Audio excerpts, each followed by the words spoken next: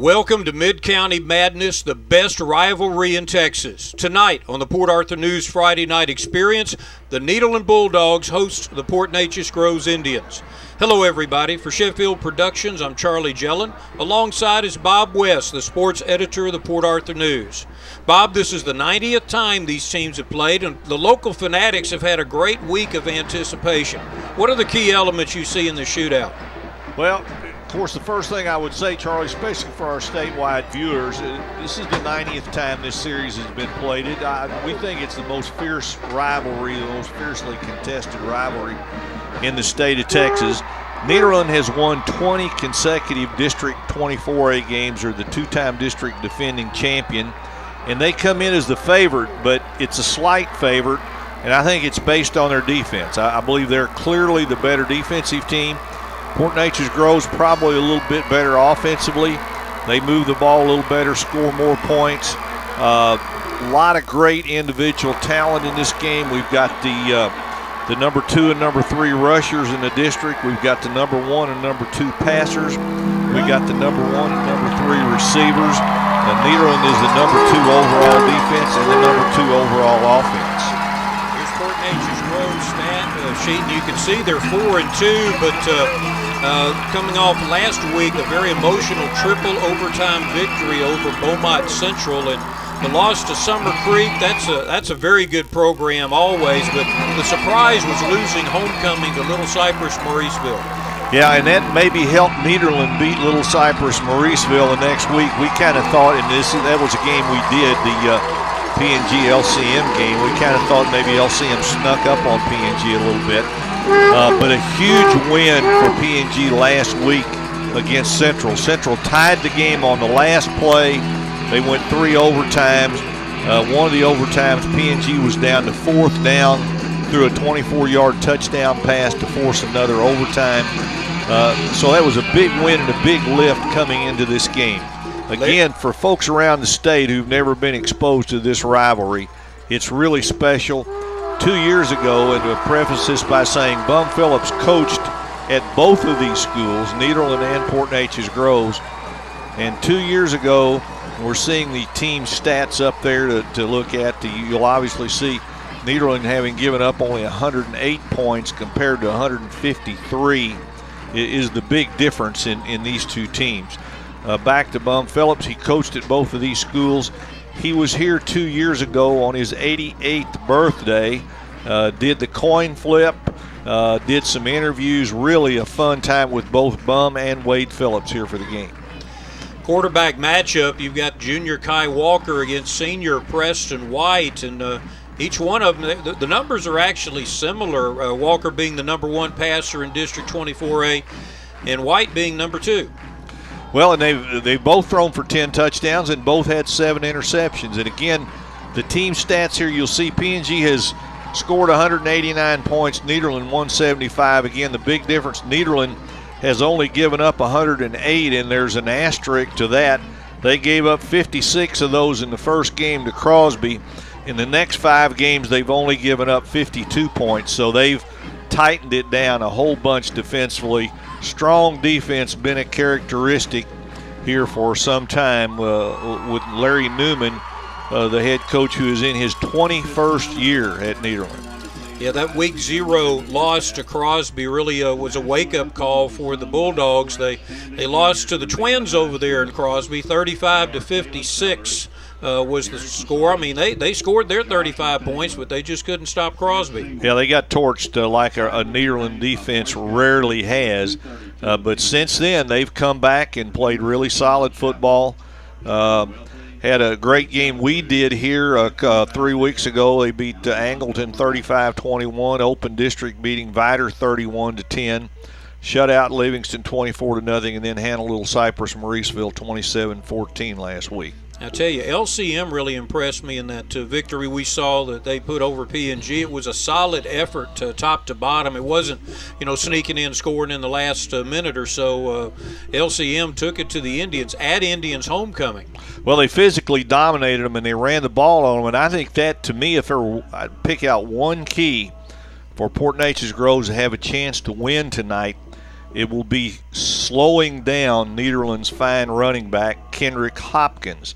Hopkins has rushed for over 3,000 yards in a spectacular career here at Nederland. Only one player in the last 30 years has rushed for more yards, Micah Mosley, who went on to play at North Texas.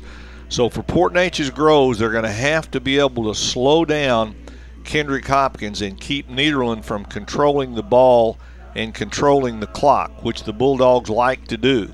And P&G wants to get their explosive offense out there for as many plays as possible, because with their fine young quarterback Kai Walker, with the Halfin kid, Brand Halfin, they're a terrific running back, and then a really dangerous receiver, Jeremiah Rose, who goes both ways and needs to have a big game, I think, as our Gabe Pruitt pointed out this week. Rose needs to have a big game for Port Neches. Rose, the only senior out of that group you mentioned, the Port Neches-Groves Indians.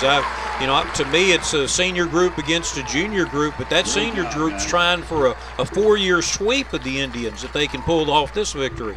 Yeah, and that hasn't happened very often, although in Larry Newman's run here, there have been three-game winning streaks. Newman's played coached 20 games against P&G and has won 14 of them. He's 14-6.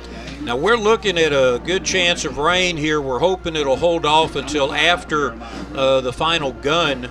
It is cloudy. We have a front coming in later tonight, early Saturday morning, but the wind's going to be picking up. That might be an element. Two of the better kickers in Southeast Texas are here, with Tanner Noel of Nederland and Dylan East of the Indians, both of them seniors, and both of them we've seen them kick very regularly, pretty much on target. I remember Noel missed a very long one at the end of the Vider game, but I don't know. This is one of those games where it doesn't matter if one's 8-0 and the other one's 0-8. This is Midcounty Madness. These stands are packed, standing room only.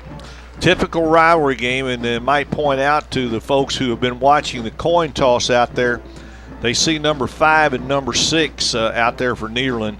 Those are not running backs or receivers. Well, not regular running backs. They do it on occasion. Goal line running back for Caleb Malvo, but number 5 is Caleb Malvo. He goes about 295. Number 6 is Deshaun Washington, who is a A&M commitment, and he weighs about 285. So the numbers can be misleading in a lot of ways. Deshaun Washington, one of those linemen that Texas football identified early as somebody to watch. He's had a great season, a great career here at Nederland, and he'd like to finish it off with the sweep of the Indians. Brandon Faircloth, the Port Neches-Groves Indian head coach, beat the Bulldogs in his first year. He actually went 10-0 his opening season. But then after that, he's had a few problems beating the Bulldogs. And it's generally tied into defense. Now, 2 years ago, we did the game over at Port Neches, the time Bum Phillips was there that we referred to. And it was a heck of a game down to the wire, 24-21. But the usual determining factor in recent years has been that Nederland's defense has just been better. And Nederland's had some really good defensive players. So, but P&G, one of the reasons the Indians are 4-2 this year is they're better than they have been defensively. They're still not, I think, where Brandon Faircloth would tell you his team needs to be. And if you look at their scores, they gave up 34 to West Orange Stark, 38 to Summer Creek, 31 to Little Cypress, and 29 to Central. That's misleading. It was just 16 in regulation. And there's the kickoff. Dylan East, short kick taken at the 18-yard line. Got a little bit of a seam. He gets out to the 30-yard line, and the Bulldogs will put it in play 1st and 10 from that point.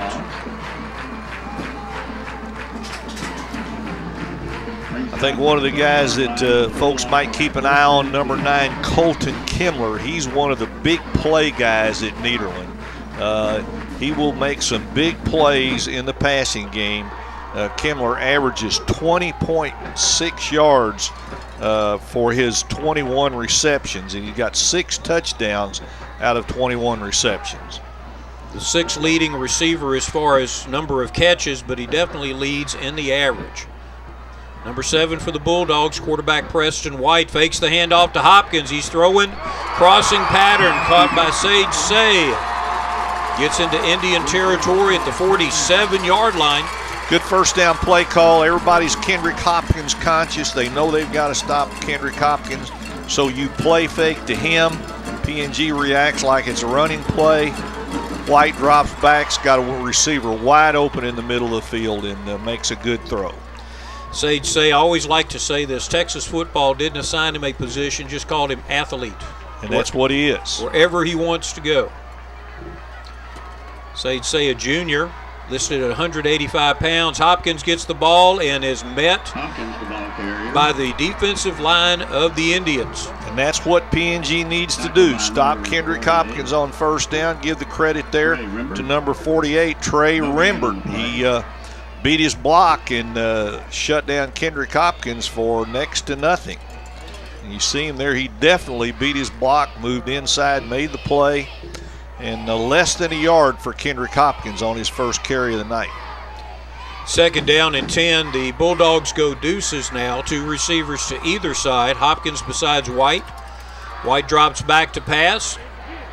Crossing pattern, same one again. Sage Say gets the first down at the 27-yard line. Indians dropping back into a zone, and Sage is coming underneath the deep ones. This time there was no play fake, just a straight drop back. White's looking, looks like he's looking right there all the way. Indians were only rushing 3. They run a 3-4 defense with 2 outside linebackers, a nose guard, and a couple of defensive tackles. And they're going to have to get more pressure on White. If they let him stand there like that and just look the field over and not feel any kind of pressure at all, then he's going to have a big night. Play clock at 2. Handoff to Hopkins. He's got a hole up the middle. Crosses the 20 to the 19-yard line. 8 yards on that play. Second and 2. Well, perhaps the completed passes opened a lane for Kendrick Hopkins. And he sliced through and gets 8. Big play on first down. Kendrick Hopkins just went over 3,000 career rushing yards last week. I take that back. He's at 2904. I'm getting ahead of myself. He needs 96 tonight to go over 3,000. White under center. Throws it out again to Say. Say gets away from the first one and gets the first down to the 15-yard line. And I believe that was a backward pass, Charlie. Doesn't make any difference now because he caught it, but let's look to see where the ball comes out. About the 18. That was a backward pass, which just makes barely. it a running play for our stat man. Gabe Pruitt, our statistician, along with his wife who does all the math. It's always good to have somebody check your math. It's always good to have an editor, Charlie. Always good. Says the sports editor. I formation. Rarely do you see the Bulldogs getting into a traditional I. White underneath. Power play to Hopkins off left tackle. He dives forward to the 7-yard line. We get another look at that. Watch the block of the fullback. Marcus Barton kicks out on the linebacker, opens a lane. Watch it right there is number 3, Barton. Opens the hole. Hopkins slices through, and the Bulldogs are knocking on the door. Barton, a very tough junior. 5'7", 165 is what he's listed at, but he's had some hard runs, hard-nosed runs, and for a fullback, he has quite a bit of speed. He'll probably be the tailback next year when Hopkins graduates. Basically the same play, but this time Hopkins tried to bounce it outside. Look at him force that pile forward for a yard. It'll be 3rd down and 1. Much better defense that time on the edge by PNG, and I believe I'm trying to get a look at the tackler. I believe it was Corbin Coy. 22, yes. Yeah. So it's going to be what was it, 22 or 21? Both of them. Okay. Anyway, it's 3rd and 1. 3rd and very short from the 6-yard line. I would think they're looking at this as they've got 2 plays to make a yard if they need that other play. Split backs this time. Barton gets the ball, goes into the touchdown. Nederland Bulldogs. Barton, 7 yards out. And as you said, Charlie, Marcus Barton, a tough runner, and he just wouldn't go down there. He looked like he might come to the ground just inside the 5. He just kept his feet, churned right on in. What a start for Nederland to come out, take the kickoff, and roll right down the field. Here's another look. There's contact made there. He slides off a tackler, keeps his balance, dives into the end zone, and the Bulldogs have a quick lead. Tanner Noel's kick is good. 7-0 your score. Nederland breaks out on top. We'll be back with the kickoff and give the Indians a chance to see the ball in just a moment. All the Bills are fortunate. Get a loan at 5 Point in September, October, November. You could be one of the 3 lucky men. My fortune? I earned it the old-fashioned way, with long hours and hard work. And now, I'm debt-free. You're debt-free because 5 Point paid off our loan. Precisely, my dear. Go mow the yard. 5 Point is paying off 3 loans, plus you can get up to a 2% rate discount. 5 Point Credit Union. Money for loans right here at home. Your chariot awaits. Thank you. The ball, you get a touchdown. That's what the Nederland Bulldogs just did, taking the opening kickoff. 70 yards for a 7-yard score from Barton. And Sage Say did very well in that sequence. 8 plays, 70 yards. Charlie Sage Say 43 receiving yards in the drive. The Bulldogs kept the football almost 4 minutes. He ran the same pattern twice. Found that soft spot in the deep zone. Tanner Noel ready to kick off for the Bulldogs.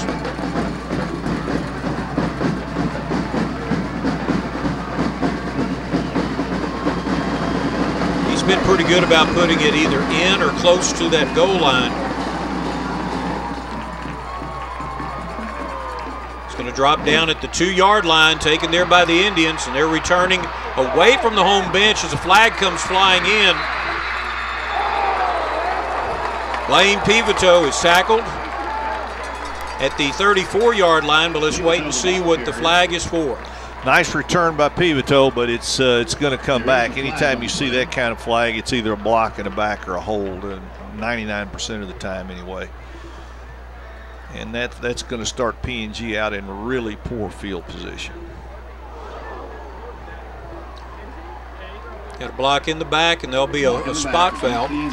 We would like to recognize the longtime sponsors of the Port Arthur News Friday Night Experience: Lamar State College of Port Arthur, the Medical Center of Southeast Texas, Motiva Enterprises, 5 Point Credit Union, Market Basket, Lamar University in Beaumont, Mike Fulgence at Universal Coin and Bullion, Robert Giblin, Community Bank of Texas, DuPont Goodrich Federal Credit Union, and the Museum of the Gulf Coast.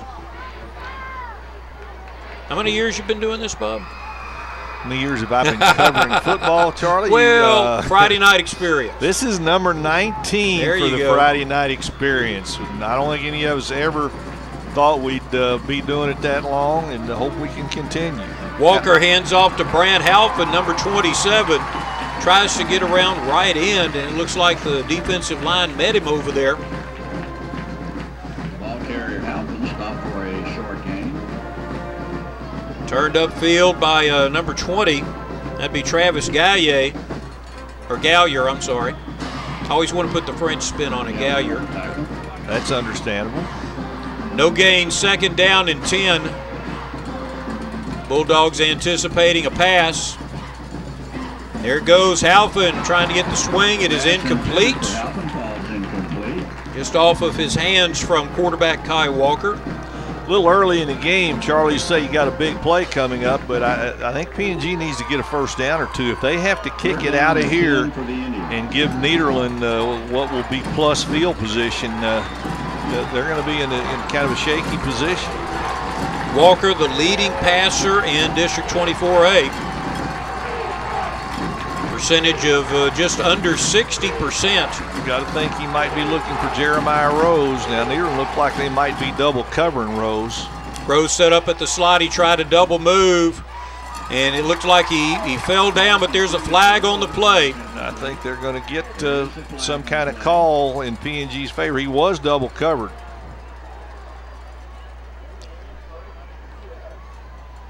So referees get together to sort it out. It looked like there was contact early. I didn't know if it was within the 5-yard rule or pass interference. Just flat-out interference is called. That's huge for P&G. You get them a first down.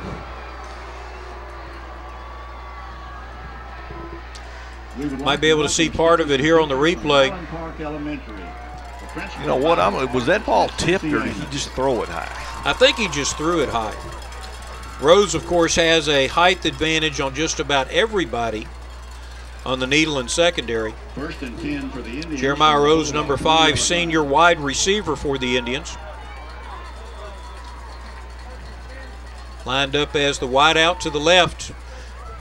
They run the option. Halpin hit in the backfield.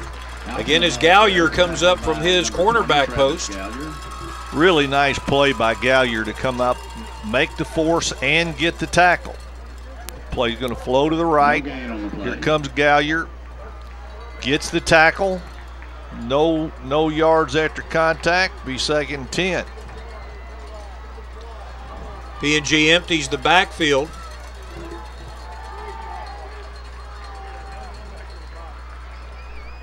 And they've got the shake route. He's had 3 guys open deep, but the defensive linemen get to him first. Wanted to hitch and go, but Caleb Malvo and Bo Stewart weren't having any part of it.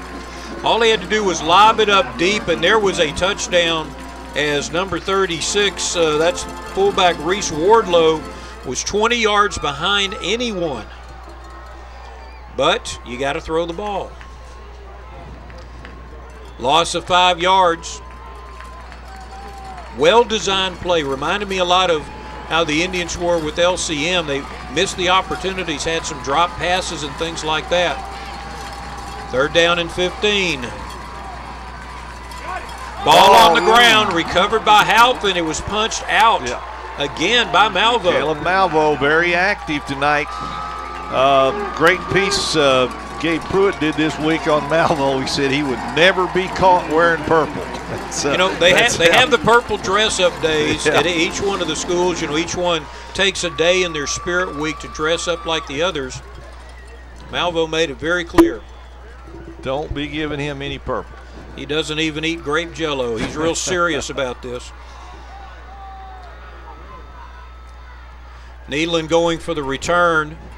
Kick is off the shoulder pads of Sage Say, and he's tackled at the 49-yard line. So the Bulldogs are going to start off in P&G territory. Well, it's really important now that the P&G defense come out and get a stop here. You just don't want to fall behind. I mean, it's a long way left. 14-0 wouldn't be surmountable, but psychologically, that's not a good place to be. Here's the replay on the punt. Gets away from Say, he picks it up, gives ground, and now he slips and falls. Just overall, really couldn't advance the ball.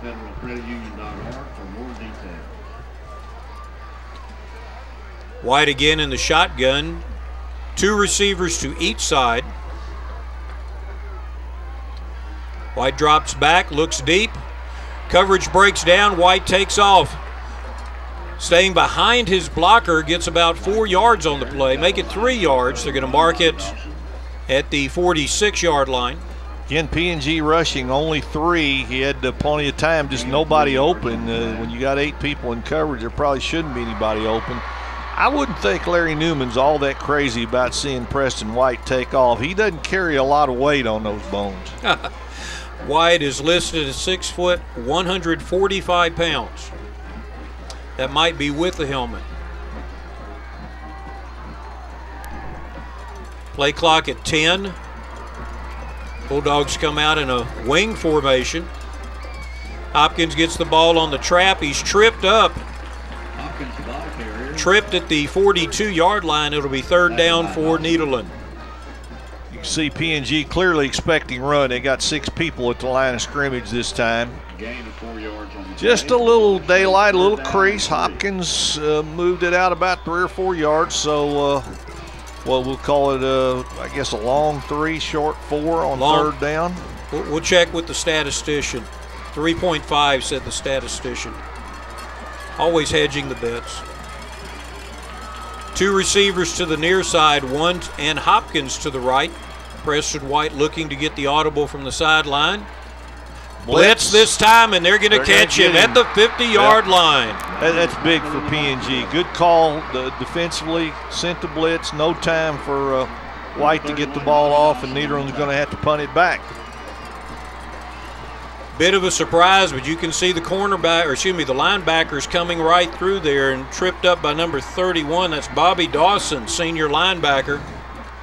Bobby Dawson eluded the block. You'll see him here maybe you won't see him, but you will see him or at least slow the player up. 56 also got a piece of it, Chris Mangini. So the Bulldogs punting for the first time. Rose and Sparks deep. Looks like they're trying to aim it, but it's going to hit well short. Hits at the 26, takes a Bulldog bounce inside the 20. It's going to be killed at the 18-yard line. 1st and 10 for Port Neches-Groves. the Indian 18-yard line.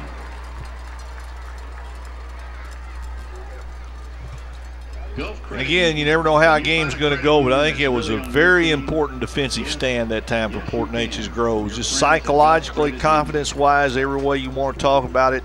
Nederland gets the ball in plus field position, can't make a first down, has to kick it right back, give the Indians offense a chance to make something happen. Halpin and Walker in the backfield. Halpin with the ball, and I tell you, the defensive tackles are really making havoc. That particular stop by Bo Stewart, senior defensive end. Tell you what, you got a real, they didn't make the tackle, but blocking, Malvo and Deshaun Washington side by side, that's a real load now. Those two kind of cancel out both guards in the center, don't they? Yeah, they really do, and they're just making it difficult and creating possibilities for other players to make tackles. Again, 2 receivers to either side. Jeremiah Rose on the near side has the split end. Again, the handoff to Halpin, and as soon as he touched the ball, Deshaun Washington all over him. Washington getting great penetration. Watch number 6 now. Just roars through, takes a blocker with him. 3rd down and 13 for the Indians. 3rd down and a long 13 to go. My call here, Charlie, is a screen pass. The way Nederland's coming, the way they're getting quick pressure. Now, fans, he's been real good about this over the seasons, not just singular. No, well, they had this one wrong. They had it set up. Oh, ball on the ground, dropped there at the 20-yard line. That would have only been about a 4 or 5 yard gain. So 3 and out for Port Neches-Groves, but they're edging it a little bit further down the road. Looked like maybe Halpin looked to see what he had in front of him and lost track of the ball. So Nederland going to get it right back. Christian Contreras in on the defensive stop. And again, deep for the Bulldogs, Colton Kimbler, number 9, and Sage Say on the far side, number 10. A little bit of a high snap. They're kicking over to Say. He's going to get it at the 48-yard line where he called a fair catch. Bulldogs will have a 1st down and 10, taking again advantage of their good defense. 7-0 your score here. We've got 1:21 left in the first quarter of Midcounty Madness. And it's been a fun week. I know working at all the different schools and things like that, the Spirit Week, a lot of great articles in the paper. We got to give Gabe Pruitt a lot of credit for that.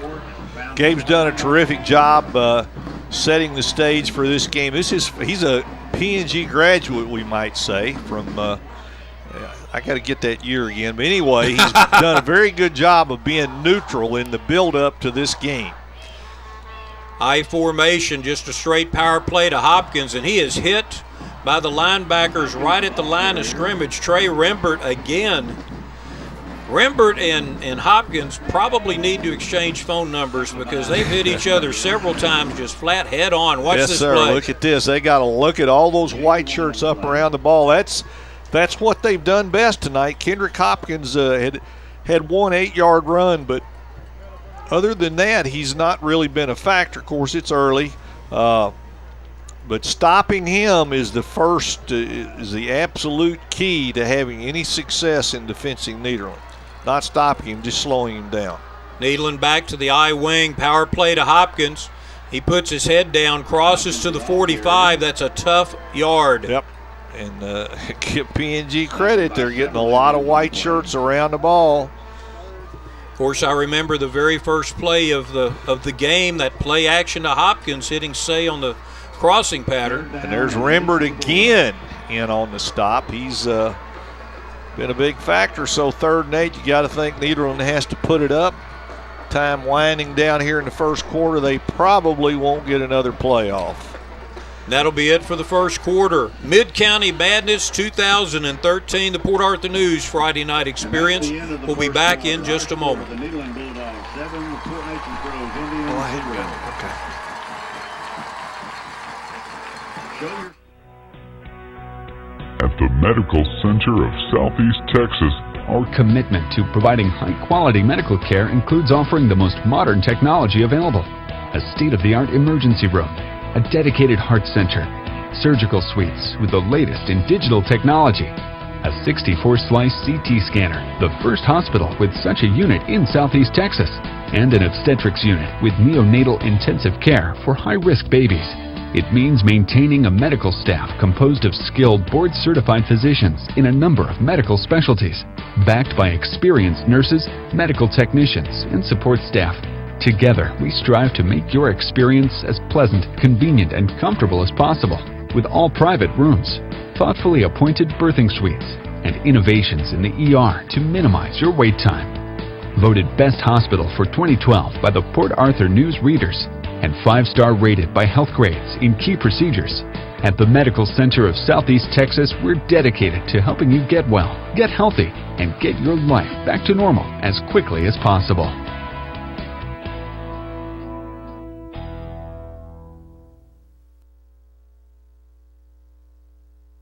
Bulldogs Stadium, Nederland, Texas. Second quarter of Midcounty Madness with the Bulldogs holding a 7-0 lead.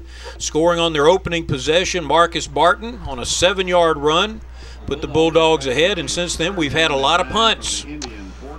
Couple of pertinent stats. PNG minus 8 yards in 2 possessions, and Kendrick Hopkins 20 yards on 6 carries. That's far below his average.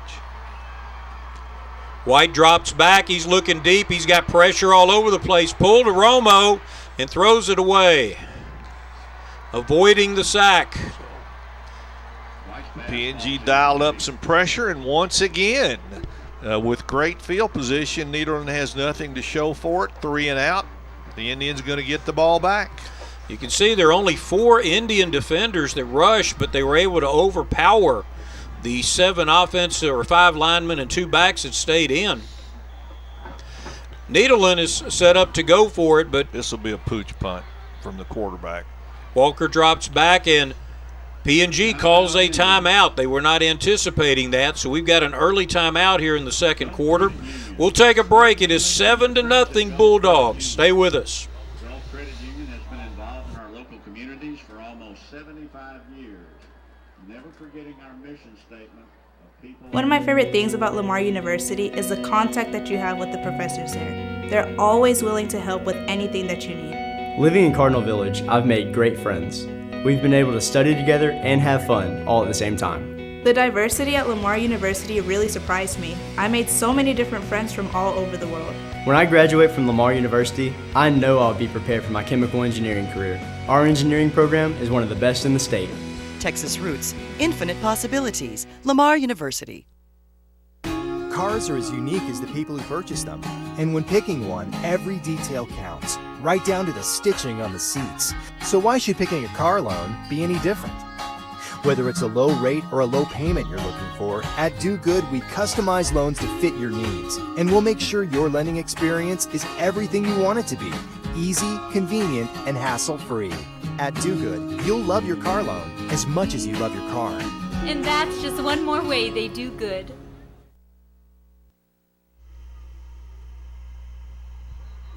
Punt is taken by Jeremiah Rose at about his own 19-yard line. So P&G actually gains a yard after that exchange. They started off at the 18 on their previous possession. But so far, except for that first series, both defenses have dominated. P&G going to have to find a way to deal with the heat that Nederland is getting in the penetration they're getting at the line of scrimmage. Malvo and watch number 5 and number 6 in the middle of that Nederland line. They are really difficult. They're really a load. Two safeties deep for the Bulldogs. Handoff to Halfin. He gets to the 25-yard line. Following a good downfield block there, number 61, Hunter Hanratty, senior offensive lineman, makes a big hole here. Good execution. Blocked two guys there, didn't he? They got Washington and Malvo to the ground on that play. Both of them on the ground. 2nd down and 5. There's an audible being called in, and everybody's moving. Jeremiah Rose switched sides. Nederland still hasn't responded yet. Handoff to Halpin. He gets a hole 3 yards. Closed down in a hurry. I thought he was going to have more than that. It'll be 3rd down and a short distance for the Indians. Nice work for Nederland from Christian Contreras. 3rd down and less than 1. You can see the big defensive lineman coming in here to help out on the blocking. The field mic ought to pick up a very big sound when these 400 pounds hit each other. Wardlow in motion. Hand off to Halpin. It's going to be first down. He's got the first, and that's the second one. But the first one they've earned, the other one was on a penalty. First down and 10 at the 30-yard line. Indians stay in their hurry-up offense.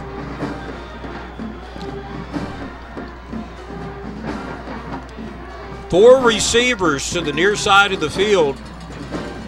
4 receivers. They need to get the ball in Jeremiah Rose's hands. Rose singled on the other side. Crossing pattern. First down. Catch to, got the wrong number there, 13. Jack Giblin. Number 13, Jack Giblin with the catch. Good for an Indian first down. There's a Robert Giblin that's a sponsor on this telecast. And, boy, great player at PNG in the Robert play in the 70s? 60s, late 60s, late I believe, 60s, early that's 70s. Right. He played at the University of Houston and in the NFL. Halpin with the ball dives forward to the 45-yard line. 4-yard gain, 2nd down and 6. As the Indians are starting to get their rhythm. Tackled by Leon Mayfield. Deshaun Washington going to have to hurry. His shoe came off, and PNG's not going to wait around for him to be ready. They may have to call it. Well, they're not. It looks like he got it tied. He was hopping around there on one foot. By far the best offensive possession for PNG. Rose in motion. He gets the ball around the left side. Several Bulldogs take him out of bounds, but looks like a short gain on the play. Not sure if it had to be very short. They did a good job. Nederland did a good job stringing the play. Just nowhere for Jeremiah Rose to turn it up.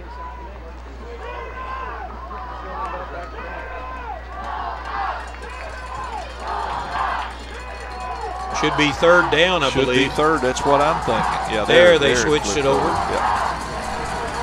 3rd down and 7. Halpin with the draw play. The flag comes in late.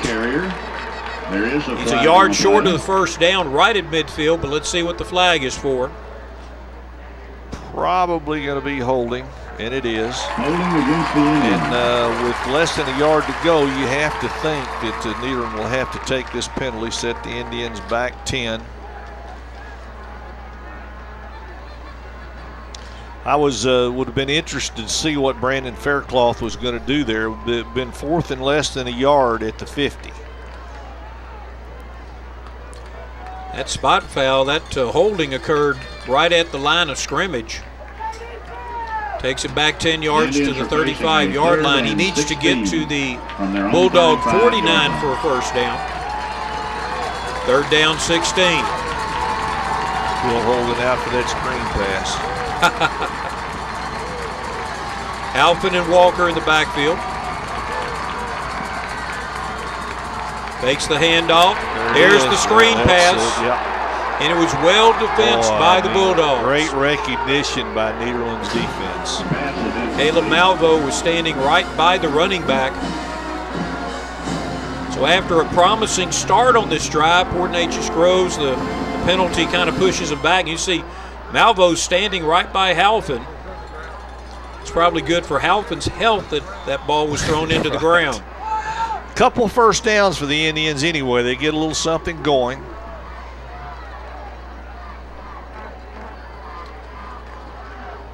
Bulldogs ready to return the punt.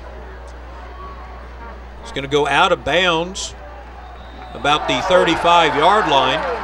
Punt goes out of bounds on about the Bulldog 32-3-yard line. Ball was out of bounds and it looked like a friendly tap there. Little contact there that wasn't anticipated, I think, by Sage Say. Go Bulldogs from your he was standing there looking at the ball out of bounds, and all of a sudden, he's looking up at the sky. The cloudy sky, by the way. We've noticed some little flashes of light that didn't come from Jack Brooks Airport. First down and 10 for the Bulldogs. They're starting at their own 35. You can see the replay here, what happened to Say. Man, he got away with one there. First down and 10. Bulldogs in a traditional I formation. White getting the option. He's looking for Kimler. No one's open. White throws it off the hand, or Sade comes down with it. Look at that. Caught it for no gain, and really kind of a dangerous throw from Preston White there. And boy, give P&G some credit now. They are doing a great job covering up in the secondary.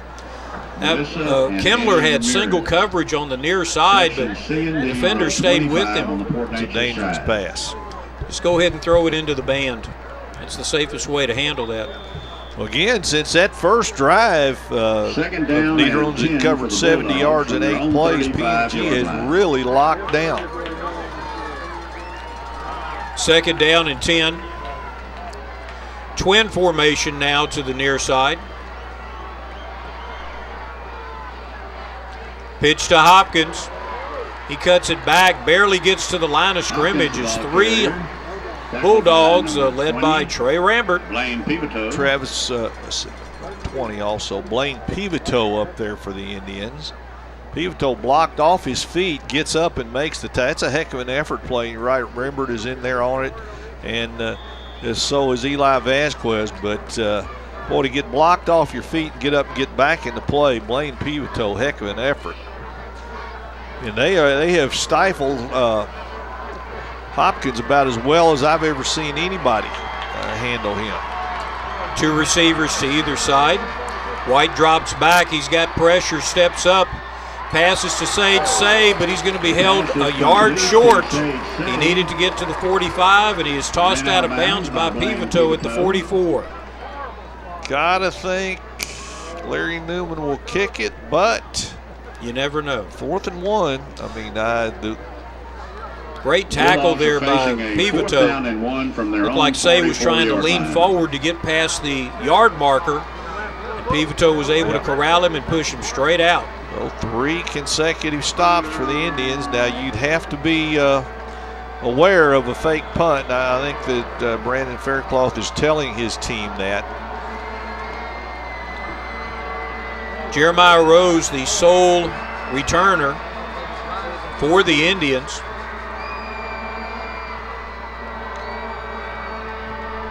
Good snap, and they kick away from Rose with the forward roll. It hits at the 22. Rose gets it at the 15. The Bulldogs have a team meeting at the 17. They don't want Rose loose in the open field with the ball if they can help it. That was an excellent angled punt, to take it over to that side, take it away from Rose. He was able to catch it on the bounce. So the Indians, they started out at their 10-yard line, their 18-yard line, their 19-yard line, and their 17-yard line.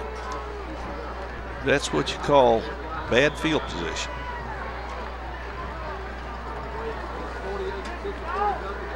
First down and 10.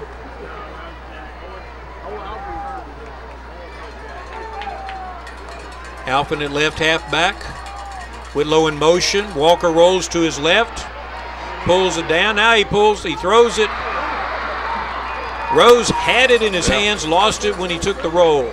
Walker's pass. Nice throw by Walker running to his left. Tough throw for a right-hand quarterback to make. You're going to see him on the move now.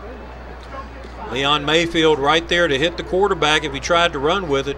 I thought Rose had that. Yep. Really a ball he should have caught, normally would catch. Rose, the leading receiver, 44 catches this season, 6 touchdowns. That was coming into the game. Alphen with the ball gets to the 20-yard line. Alphen the ball carrier. It looks like that read option that's so popular nowadays. I'm not too sure Kai Walker wants to keep the ball because no one's blocking that defensive end. Defensive end's very slow closing in. That's why he gave it to Alphen. Wasn't much there for Alphen, so they're looking at 3rd and 7. Seems like there's been a lot of third downs in this game tonight and not many conversions.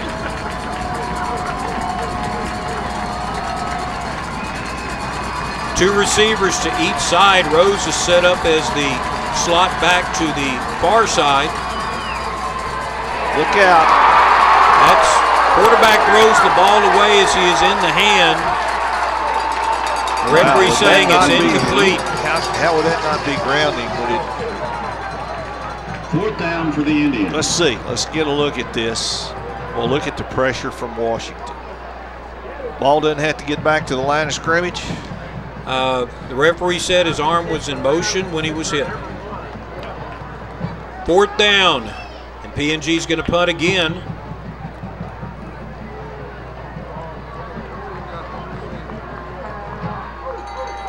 Good snap, no pressure. This time the ball goes over. Say he catches it at the 40-yard line, and he's looking to get to the wall. Say puts his head down, gets into Indian territory at the 48-yard line. Tackled by number 49, Austin Lyon.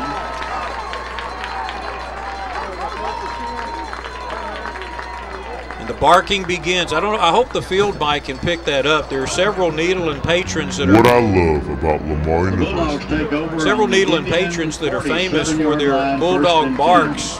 Even at the middle school games, it kind of echoes through the entire stadium. All right, Nederland again. They have spent the night in great field position. It's you wonder how it's 7-0 because the field has just been tilted one way. A lot of credit to PNG's defense up to this point. Again, a tight formation. Hopkins. Powell moves forward. It depends on where his knee hits. The side judge says he hit at the 44-yard line. Gain of 4 yards on 1st down.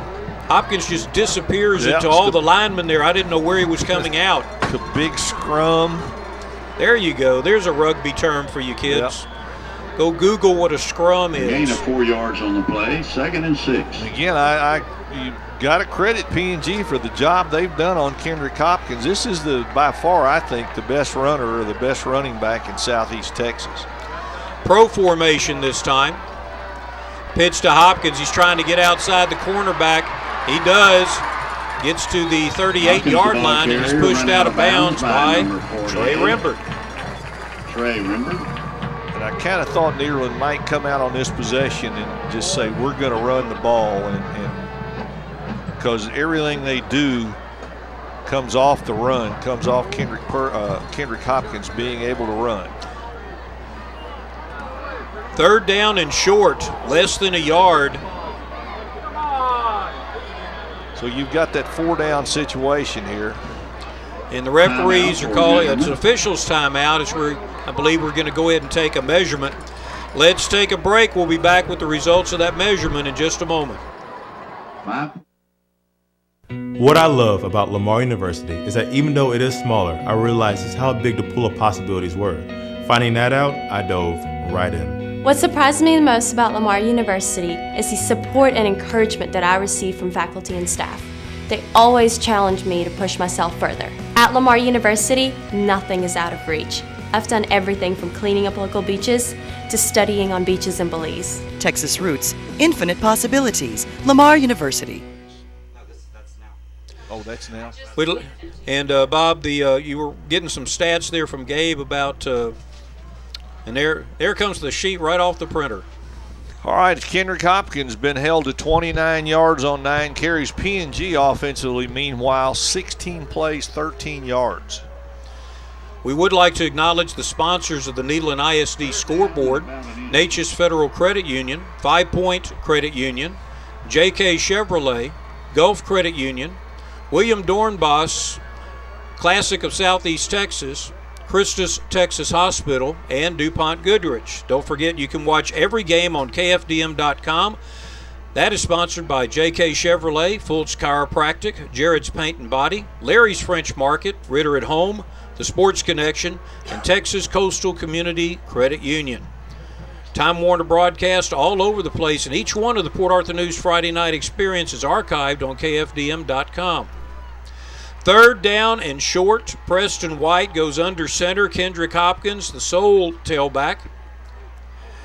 And I don't know if White got it. I don't know if he did either, and he only had a foot to get, and I'm not sure that he did. White took that ball, and the center was knocked back. I believe Chris Mangini, the nose guard, senior nose guard, had a lot to do with that. He got a really good mark there. 1st down for the Bulldogs. We're ticking this clock. Hate to say this game is moving fast, but it's moving pretty fast. It's a lot of running plays. 1st down and 10 at the 37-yard line. Under 5 minutes in the 2nd quarter. Back to the spread. Trip receivers to the far side. Going to be motion, I believe, on Kendrick Hopkins. Let's see what the call is. Number 22 came flouncing in, Michael Hughes, from his linebacker spot toward Nederland. And did Nederland move first, or did they move second? Hopkins, I think it's going to be on Hopkins. Referees are getting together to talk about it. He was leaning forward. Illegal procedure against Hopkins, against the Bulldogs, rather, I should say. That'll take him back 5 yards. When you talk about this being Larry Newman's 21st year, one of the things I remember pointing out, of his 20 previous years, 17 times he has taken the Bulldogs into the playoffs. Been a remarkable run. And he took over a program that was not very good. 1st down and 15. Quarterback Preston White checking to see what the audible is. He has 8 seconds left on the play clock. Hopkins to the left. Hopkins gets the ball. It's about 3 yards on the play. Didn't get the penalty back. And again, P&G is just so well positioned on defense, and then their players are making plays. Pulling both the backside linemen, but those linebackers are really respecting Kendrick Hopkins. It's very clear that the Indians do not want to get beat by the running game. And Nederland, they've squandered a lot of great field position tonight. And it's one of those things that can come back and bite you if you keep having opportunities and don't take advantage. White rolls out looking for Kimler. Kimler just over his head. That was one of those back shoulder throws where he was trying to drive the defender off, and he was just going to stop at the 20. Well covered, though. 3 P&G defenders in the area. White locked in on the sole receiver.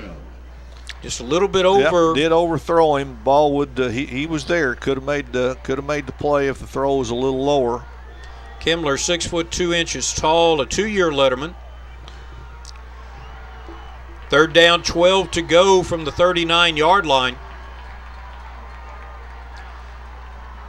2 receivers to either side. Hopkins to his left. White gets the ball and throws back. Middle screen. Got a middle screen to Sage Say. And he tries to, he drops the ball. Drops the ball. Let's hit the referee saying. He's coming in saying the ground was down. There's also a flag. He was down. Flag back at the original line of scrimmage. Michael Hughes, I think, getting the hit. But this play was sniffed out early. And again, okay, we got holding. They'll probably, Holding against the well, I don't know whether they'll turn that one down or not. Watch, okay, right at the, okay, here's the throw. Watch the first defender. He doesn't get the tackle, but he just blows up the play. No blockers in front of Say by the time Michael Hughes gets there. And Hughes comes in and cleans it up. I tell you what, P&G is really prepared. Their defense is well prepared tonight. They're stopping everything Nederland wants to do, with the exception of the first possession. Michael Hughes, of course, going down in Indian history as the guy who tackled the Central quarterback to win the game last week, the triple overtime. Central had scored their touchdown going for 2, and Hughes was able to tackle the quarterback. A good high punt. Fair catch by Rose at the 9-yard line with just over 3 minutes left in the first half. So add another negative field position start for now. I don't think they've even had a possession start at the 20-yard line, have they? No, they came to the 19 and regressed. But again, when you dominate field position like Nederland has and only lead 7-0, I think you're going to be maybe a little uneasy if the half plays out this way. Still a lot can happen in the final 3 minutes, but Nederland certainly hasn't taken advantage of opportunity, and that's a real credit to the P&G defense. And we said that was kind of the big question mark coming in tonight. Walker hands off to Halpin, goes into the scrum.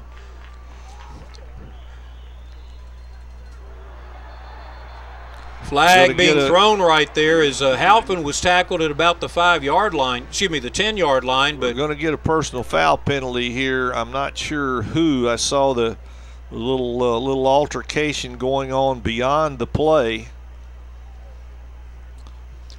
They could decide to offset it. It's kind of hard to see, but referees talking to each other, making sure they understand. Maybe on Nederland. Looks like they're backing up a little bit, and that's a bad penalty, and it is on Nederland, and that is a bad penalty because you had the other team backed up inside the 10-yard line, and you give them some daylight.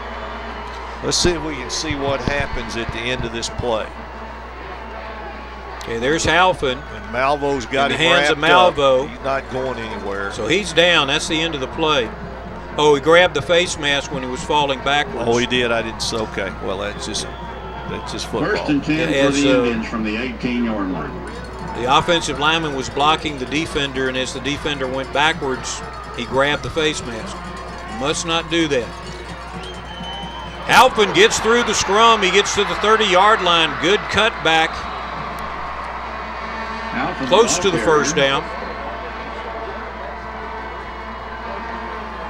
Indians have 2 timeouts. Tackled by Contreras. It is a first down. He got 11 yards on that play. First down.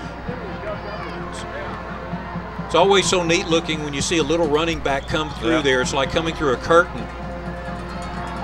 First down and 10. And he slipped right through between the 2 big defensive tackles. Indians from their 33. Walker looks to throw. Walker is sacked. Walker tackled by and that's more of a coverage sack than anything. He looked like he was going to unload it, couldn't. And Bo Stewart. Bo Stewart gets the sack, but that's really because there were no receivers open. Timeout, Bulldogs. Nederland calls a timeout here. Gonna get another look at it there. He looks like Now he's got to pull it down, and boom, that's it. Stewart's right there. 1988 will be having their 25th 5-yard loss on the play. tomorrow night, October the We'll take a 19th break at the after the Rocket timeout. Cafe We'll be back on with more Harlem Drive action. in Beaumont. Port Arthur News Friday Night It'll be a Experience. time to relax and reminisce with fellow classmates while enjoying good food and all 80s music. Here's a crazy idea. What if your bank actually paid you for using your debit card? Let's say 10 cents for every $10 or more debit card purchase. How amazing would that be? We call it Cashback Counts Checking from Community Bank, a free debit card that pays you to use it. Even he's smiling at that. Swipe all you can from your bank. Community Bank of Texas. Bank where you live. Have you been thinking about diversifying with gold but don't know how? Hi, I'm Mike Fulgens, President of Universal Coin and Bullion.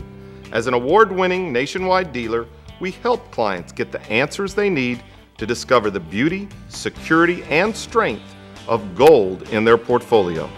Call us today at 866-UCB-GUIDE to receive our award-winning Gold Guide free. That's 866-822-4843.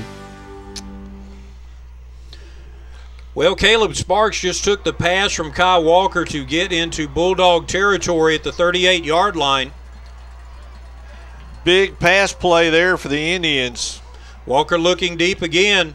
Rose catches it, steps out of bounds for a first down at the 37-yard line. The Indians took advantage of the Bulldog timeout to hit two big pass plays. Bulldogs thinking they were going to get a stop and get another opportunity, and now all of a sudden PNG with the two pass plays has its best field position of the night at the Nederland 38, and they've got a chance to maybe get in, get this thing tied up at halftime, and they get the ball to start the third quarter. Two receivers to each side. Brant Halpin with Kai Walker in the backfield. Walker hands it off to Halpin, and he is hit for a 3-yard loss. Back at the 40-yard line. See here on the replay.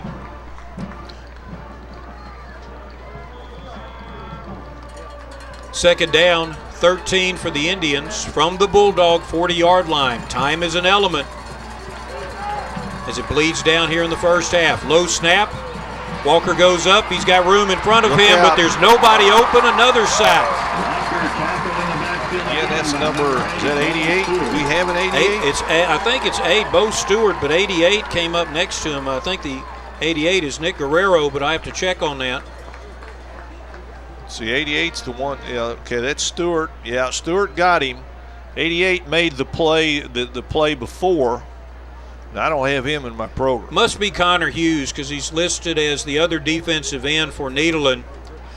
We got a timeout here, 7-0. We'll be back.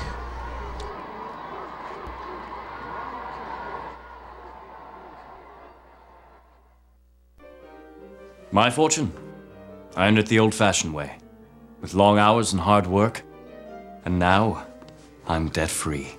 You're debt-free because 5 Point paid off our loan. Precisely, my dear. Go mow the yard. 5 Point is paying off 3 loans, plus you can get up to a 2% rate discount. 5 Point Credit Union. Money for loans right here at home. Your chariot awaits. Thank you. Third down and 16 to go for the Indians, trying to tie up the game here. 1:18 left. And the referees are now going to have a conference. I don't know if the play clock is frozen at 25. I don't know if it was supposed to be started. It's too early to count penetrations or anything like that because they do have the shootouts if it ends up in a tie game. And they have to explain penetrations, Charles. They don't use that rule anymore. Folks out there that have never heard that term in the way you were using it. Walker 3 of 8 passing now for 45 yards. Halpin 10 rushes for 21 yards. But this is the deepest that the Indians have been. Rolling out to his right is Walker. Throws it deep. It's going to be underthrown through the hands of both Sage Say and Caleb Sparks. A couple of 10s out there, and the ball went through both their hands.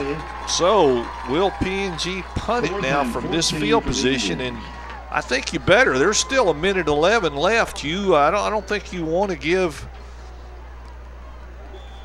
That moving pocket, though, did a great job of giving Kyle Walker a lot of time, because the outside linemen were able to get the angle on the two big defensive tackles and push them down. I think this may be a punt. Yeah, it's got to be the. It may be a pooch kick. Deal, yeah.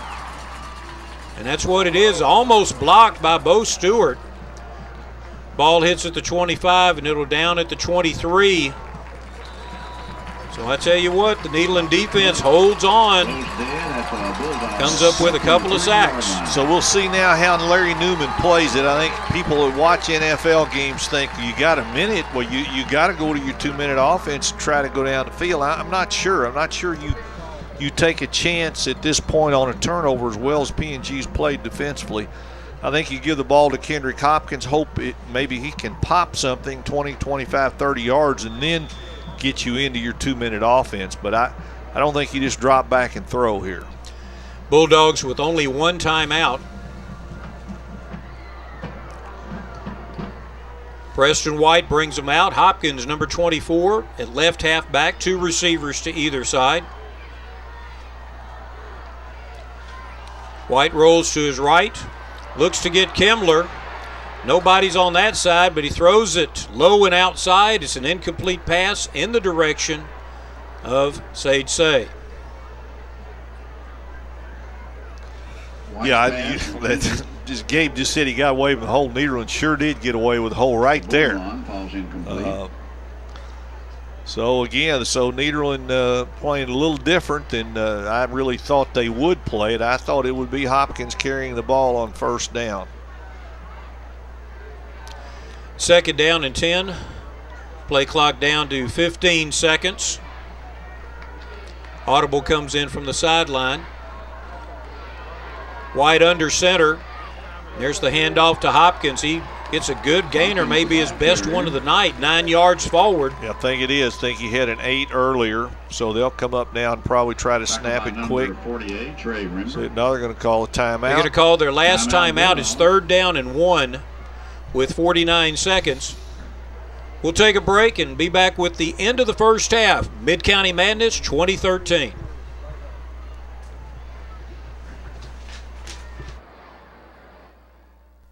Come to the Museum of the Gulf Coast, where our area collection of the Jurassic period meets Janis Joplin with 60-plus Music Hall of Fame musicians, head coach Jimmy Johnson, Bum and Wade Phillips with 60-plus sports legends, and more than 35 notable people. Discover the arrival of early man to our area and the Civil War in the Gulf Coast region. Learn the stories behind this and so much more. Open 7 days a week. Museum of the Gulf Coast, a museum like no other. 3rd down and less than 1 to go. You can see how close it is. It's literally a foot. Ball is set on one side of the 34. You need to get it on the other side of the 34. 49 seconds left in the first half. The Bulldogs scored on a 7-yard run by Marcus Barton on their first possession. Since that time, we've had nothing but punts. No interceptions, no fumbles, just good hard-nosed football that you expect to see from Midcounty Madness. White on a keeper, gets the first down, tackled at the 39-yard line. Okay, interesting call there. I think you want to hustle up now, spike the ball, and see if you can maybe get in field goal range. Nederland certainly has a kicker with some range.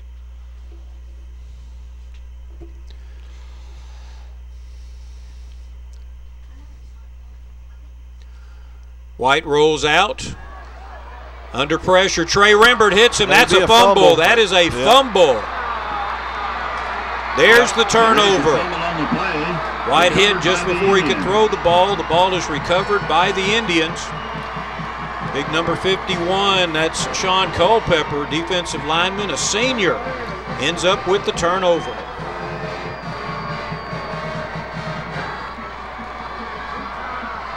Well, this is going to give Port Neches-Groves a chance. 33 seconds to go. By far their best starting field position of the night. Indians have First 2 and 10 for timeouts. the Indians from the Bulldog 37-yard line. And a very good kicker by the name of Dylan East. Kai Walker, Brant Halfin in the backfield, 2 receivers to either side.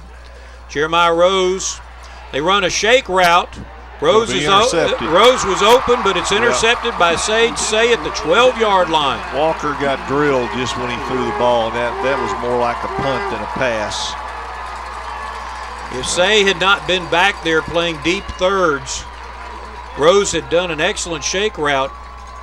He was wide open from his Watch the pressure. The quarterback. Here. Watch the pressure. I don't think he ever really steps into the throw. He got a defender wrapped around him. And so after a mistake-free game for 59 minutes, we've had 2 turnovers here, and I think that we'll see White take a knee here and just run this half out. Both teams go in and see if they can figure something out offensively. 27 seconds left in the first half. And that's what White does. He just kneels on it. Both sets of offensive linemen looking at each other, and they're going to let the clock bleed down. 7-0 the score. A great edition of Midcounty Madness goes into the books. We're going to take a break. We will be back with the second half kickoff to Port Neches-Groves in just a moment.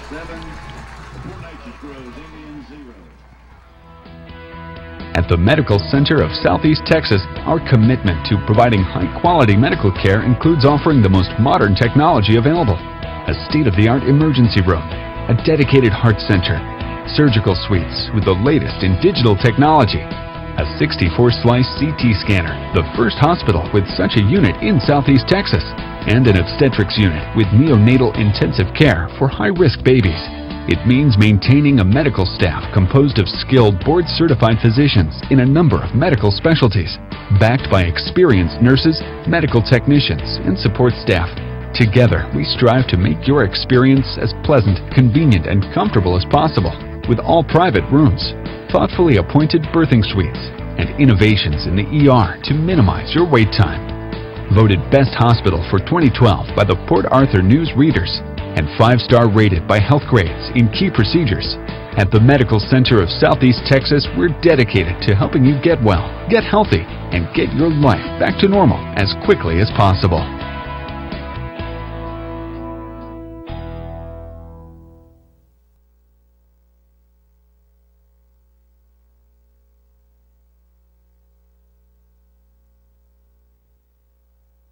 Under the field direction of Cassie Coffey, Cameron Dell, and Brianna Smith.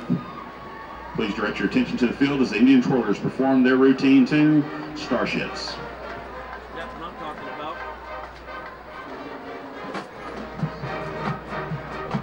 The 2013-2014 Indian Twirlers are co-head twirler Lynn Nguyen, co-head twirler Carrie Dean, Caitlin Bassano, Holly Harrington, Brenna Thomas, Victoria White, and Priscilla Castaneda.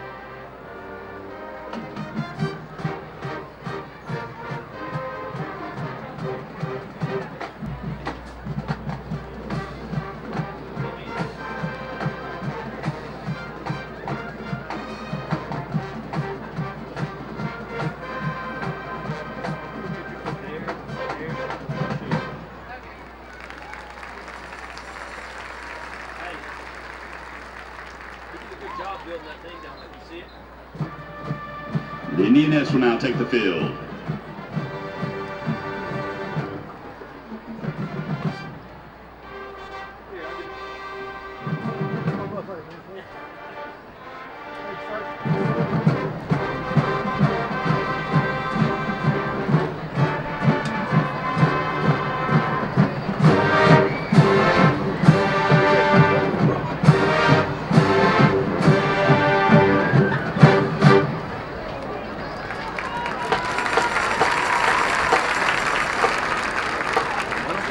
The Indianapolis will now perform a routine to fill this moment.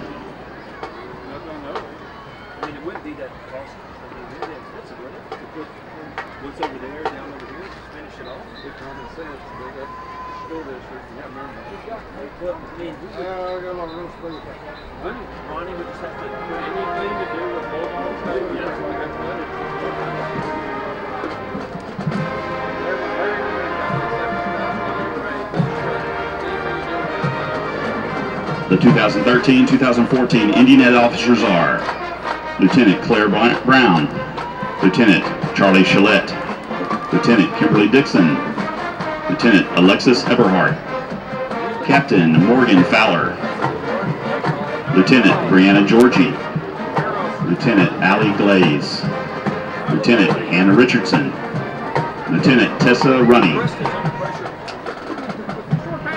It is a tradition for the Indianapolis to announce the most outstanding individuals of the week. This week's Junior Indiana of the Week is Jana Lacey. Senior Indiana of the Week is Carly Robaugh. Team Line of the Week is Lieutenant Kimberly Dixon's Team Line. The K-5 Indiana Clinic will be held on November 2nd from 1:30 to 3:30 in the auxiliary gym at the high school. The cost will be $25 per participant. You may access the registration form on the district website or on your child's school website.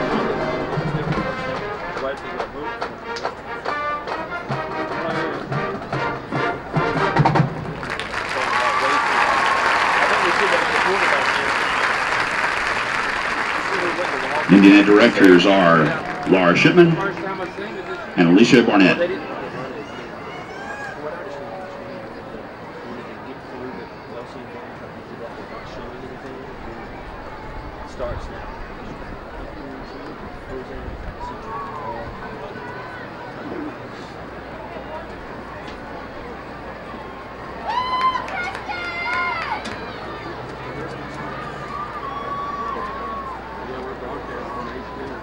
The Indian Band and Indianettes will now perform their 2013 UIL marching show entitled Classical Madness.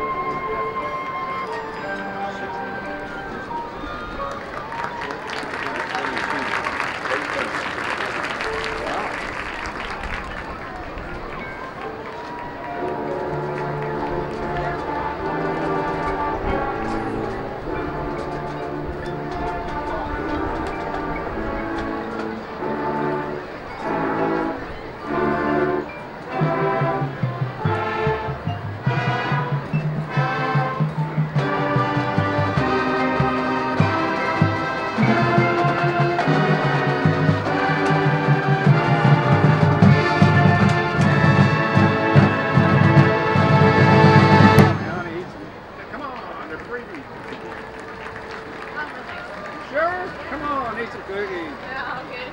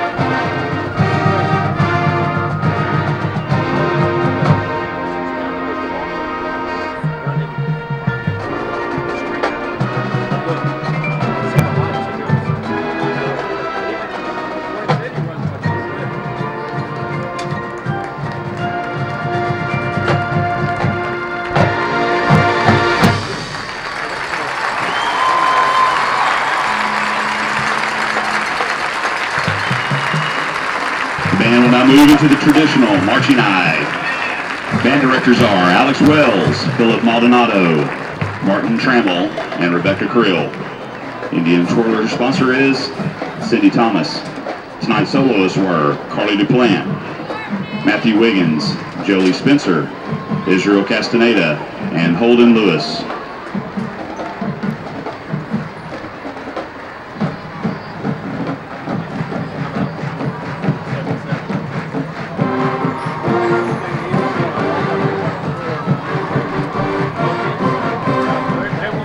Your Indian spirit this year is Ren Miller.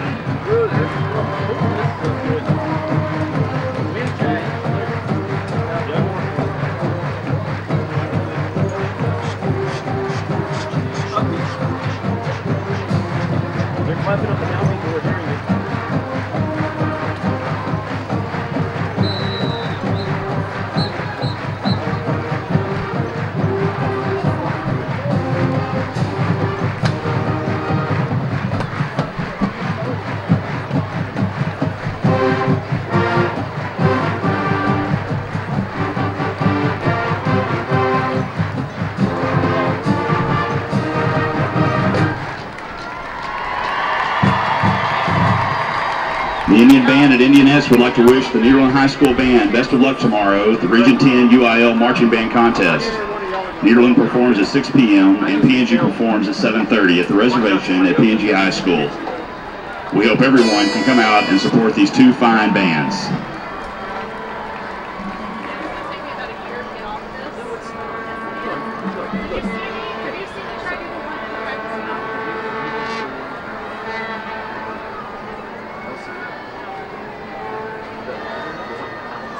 We'll push you.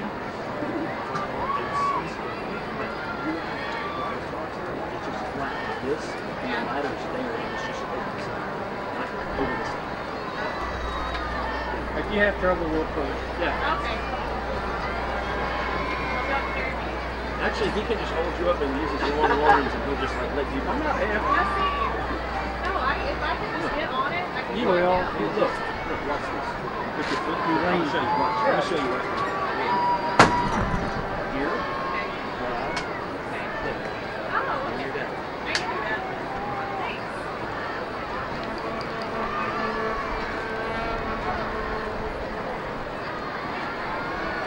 Oh my gosh, that's not even close. That looks a little better.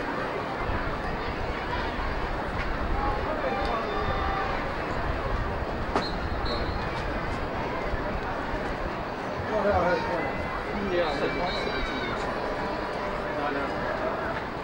Well, we're starting at the 40 and the 40 and the 39 and 38. Because we have 7. We have 14. So it's going every yard. Yeah, we don't want to split the 50. So you can start hard. Good evening and welcome to the Nederland High School Halftime Show. The show will begin with the national champion Nederland High School Westernaires. The Westernaires will be entering the field with a traditional Grandioso!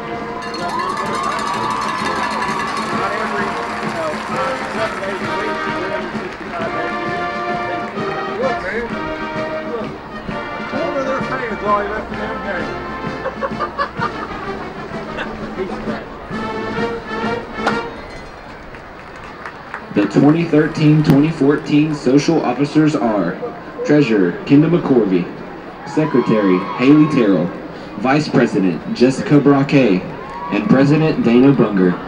The 2013-2014 officers from left to right are Lieutenant Kayla Montero, First Lieutenant Shayna Reinhardt, Captain Kristen Harvey, Lieutenant Hannah Ross, and Lieutenant Kimberly Swear. The Westernaires will be performing a high kick routine to Don't Stop the Music.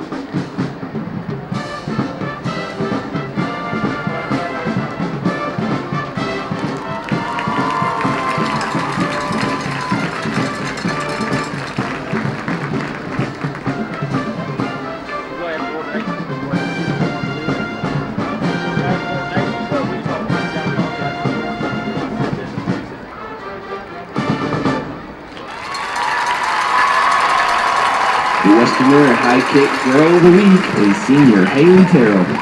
The Westernaires are under the direction of Mrs. Laura Kendrick.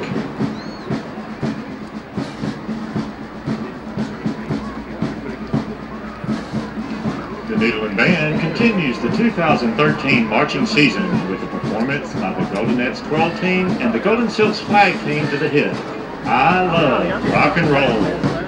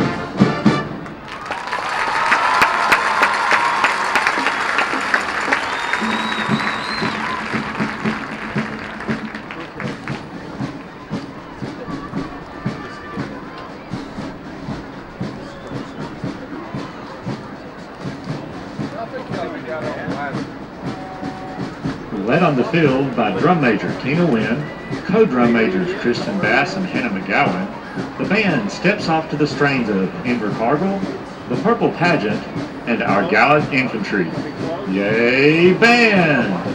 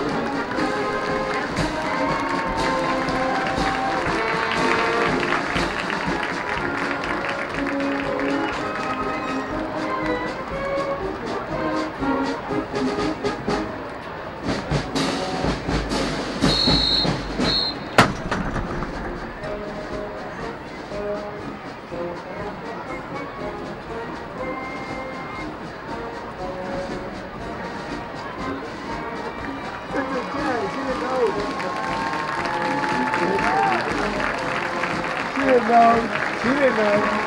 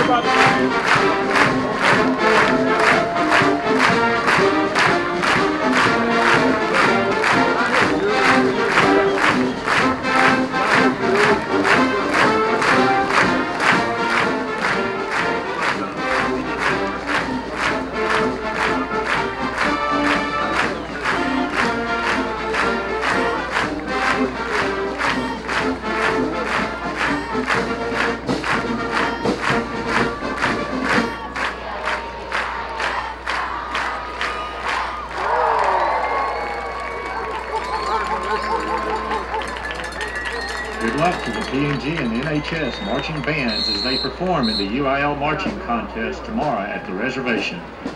Go bands!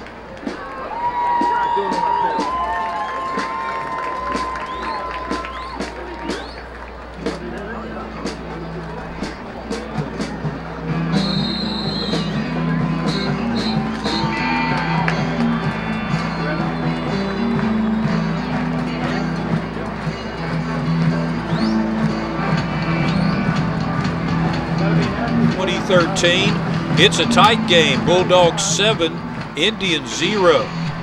Wow. Who would have thought the score would be this low? Don't think anybody would have, Charlie. Don't think we would have thought, especially I would not have thought P&G's defense could throttle Nederland's offense the way it has. Nederland's had great field position, hadn't gotten anything out of it. Their only touchdown drive, they took the first possession down the field. P&G, of course, struggling offensively. I wouldn't have thought Nederland's defense, as good as it's been, could shut down an offense as good as P&G's way it has. You're going to get a look at what P&G's done there. Kai Walker, the leading passer in the district, 3 of 10, 1 intercepted, 45 yards. Brant Halfin, the third leading rusher in the district, 10 carries, 21 yards. He came in averaging 5.9 yards a carry.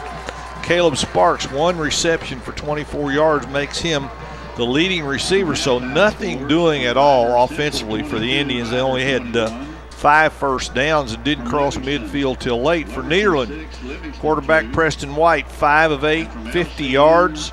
Kendrick Hopkins, the top, I often say the top back in this district, 10 carries for 32 yards. Kendrick Hopkins came in tonight with 898 yards, chance to go over 1,000, averaging 5.9, and they've held him to 3.2 yards a carry.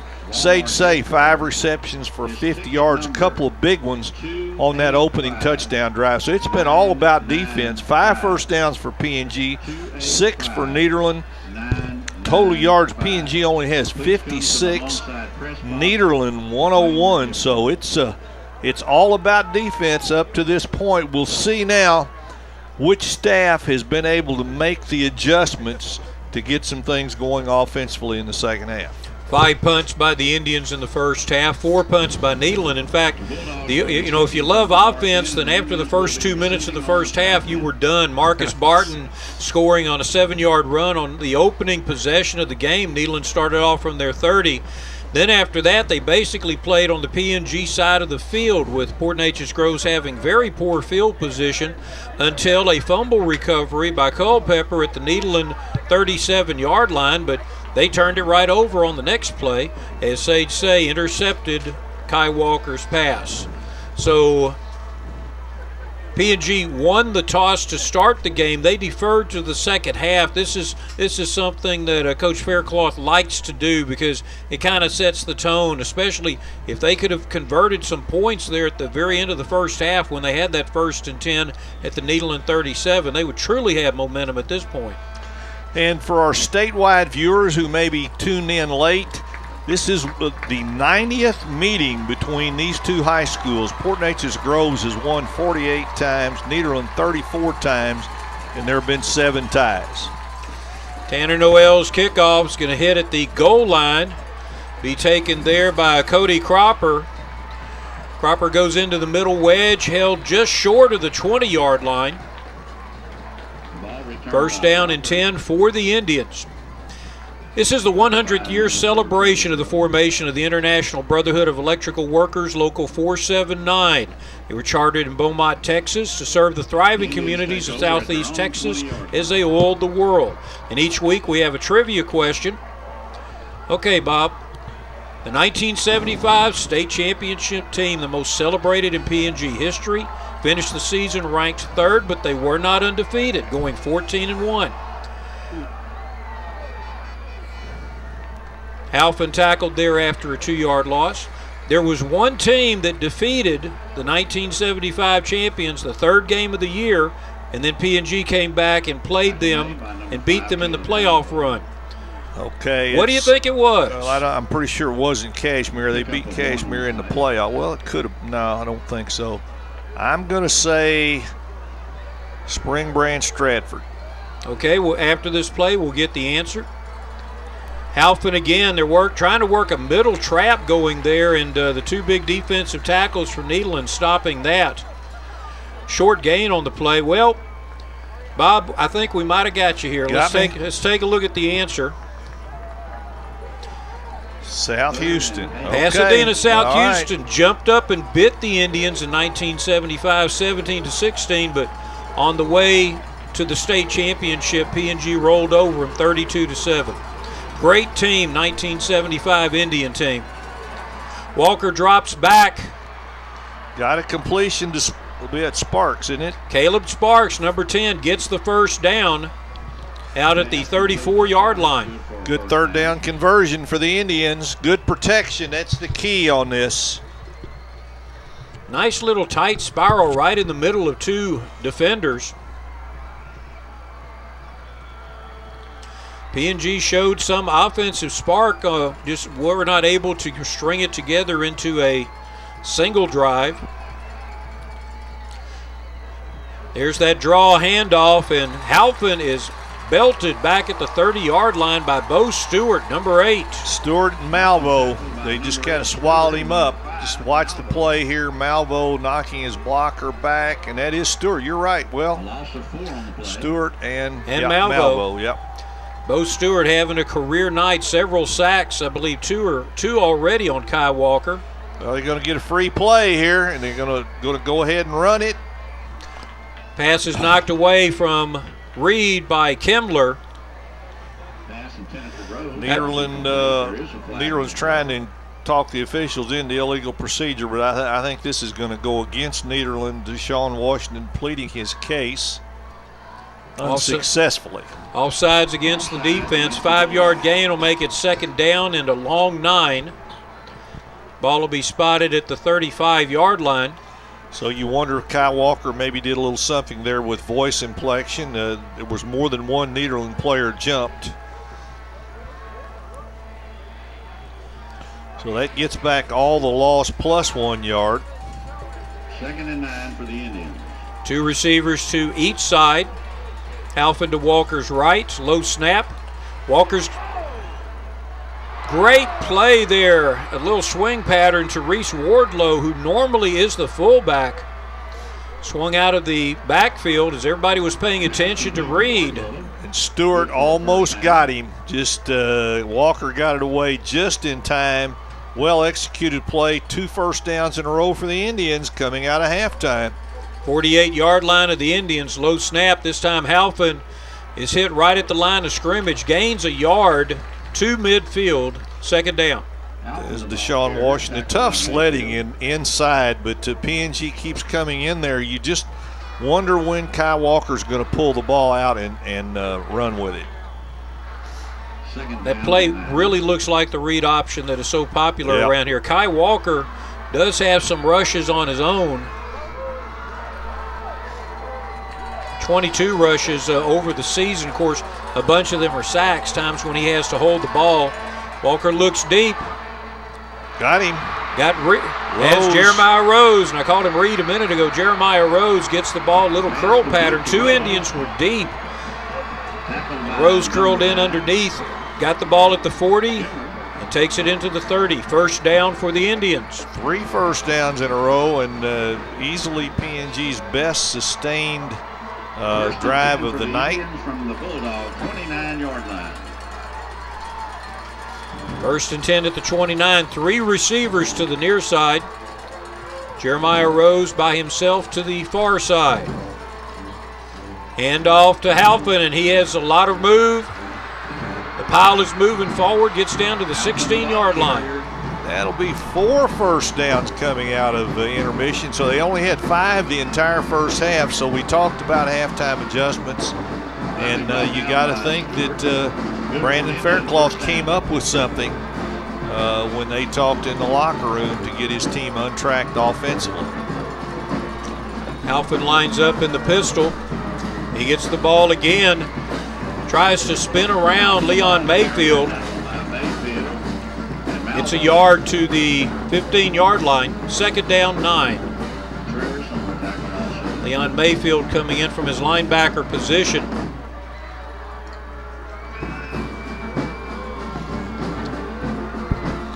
Indians getting the signals from the sideline. Halpin again in the pistol behind Walker. Straight drop back. Walker's on the crossing pattern. Touchdown. Touchdown, Kai Walker to Caleb Sparks. Very impressive drive for PNG, and the key there, Kai Walker has time.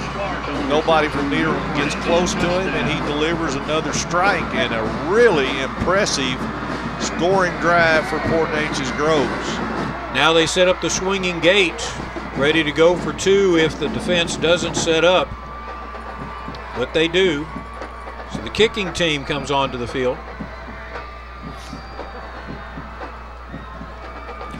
Dylan East, the senior kicker, from the hole to backup quarterback Adam Morse.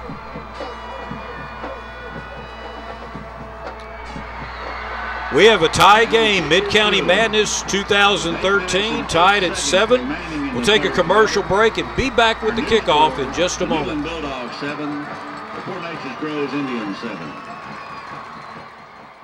Cars are as unique as the people who purchase them. And when picking one, every detail counts, right down to the stitching on the seats. So why should picking a car loan be any different? Whether it's a low rate or a low payment you're looking for, at Do Good we customize loans to fit your needs. And we'll make sure your lending experience is everything you want it to be. Easy, convenient, and hassle-free. At Do Good, you'll love your car loan as much as you love your car. And that's just one more way they do good. Great hunt today, Dad. Thanks, son.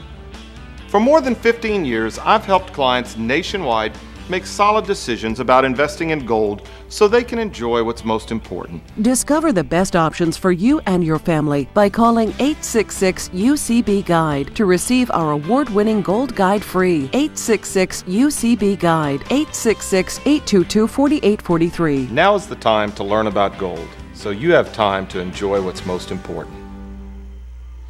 Dylan East ready to kick off for the Indians. That was an impressive drive. 80 yards in 10 plays, Charlie. They take it right down the field, tie it up 7-7. Short kick. There's a fair catch called for at the 32-yard line. And there we got people, a little bit of extracurricular activity. No flags thrown this time. Charlie, remember in the first half we talked about all these great field position opportunities Nederland had, and so often when a team, just has opportunity after opportunity to take control of a game and they don't do it, it comes back to bite them. Maybe that's not going to happen with Nederland, but right now the Bulldogs have to be lamenting not taking advantage of the chances they did have to really get the game under control. They let PNG stay in the game, and now the Indians have come back and tied it. And you'd have to say at this point momentum is on their side. Let's see what kind of answer Nederland's offense will have. Referees had a meeting. A foul is called. Okay, I see the penalty flag on the far side at the 34-yard line. Procedure against the Indians. Illegal procedure called against the kicking team, so they must have crossed the line a little early.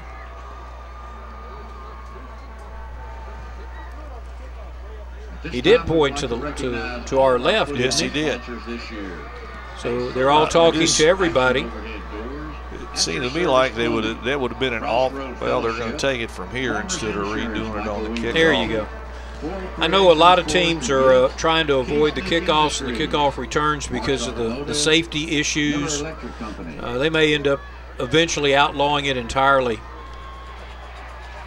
First down and 10.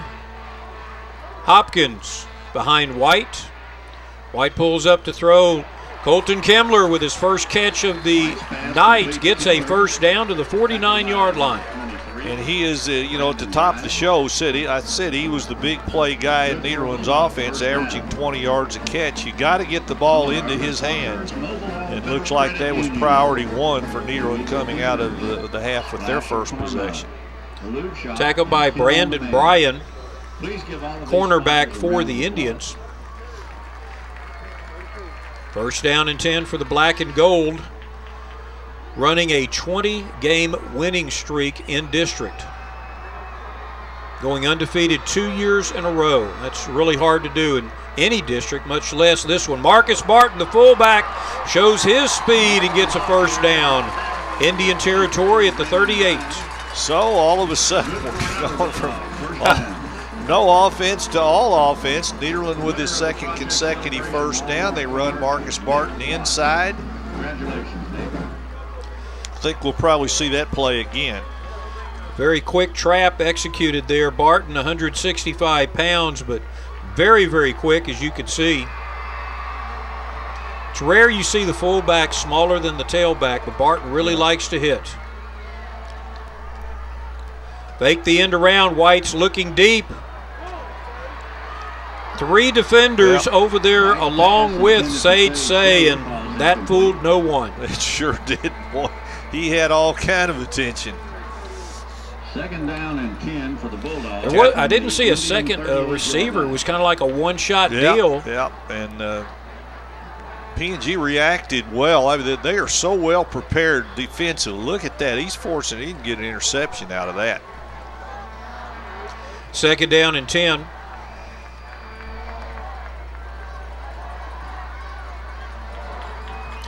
I formation behind White. Trap play. Hopkins gets to the 35-yard line. That's a tough 3 yards. Brings up third down. Again, there's just been no room for Hopkins. I think his longest gain of the night has been 9 yards. He had a 9 and an 8. And other than that is 2s, 3s, and 4s. Terrific job. I'm impressed because my big question about PNG coming in tonight was their defense and whether it could stop Nederland. And thus far, they've done a terrific job. Audibles being called in. The Bulldogs send 3 receivers to the right-hand side. They're down to 7 seconds. 3. There's the snap. White looks to throw. Had Say on an out route. Pass intended for number 10. Getting a lot of pressure there. In fact, I almost thought maybe Bradley Broussard got a hand on the football. Let's see. Bulldogs are facing a fourth Come down right and here. 7. Very possible if it fluttered ball out. Came out fluttering. Fourth down. The Bulldogs send out their punt team. I see White back in there. I think if it's a punt, it's going to be a pooch punt from White. White's done this before. There are no Indians back to return. He takes those 3 steps back and just kicks it with a forward roll on it.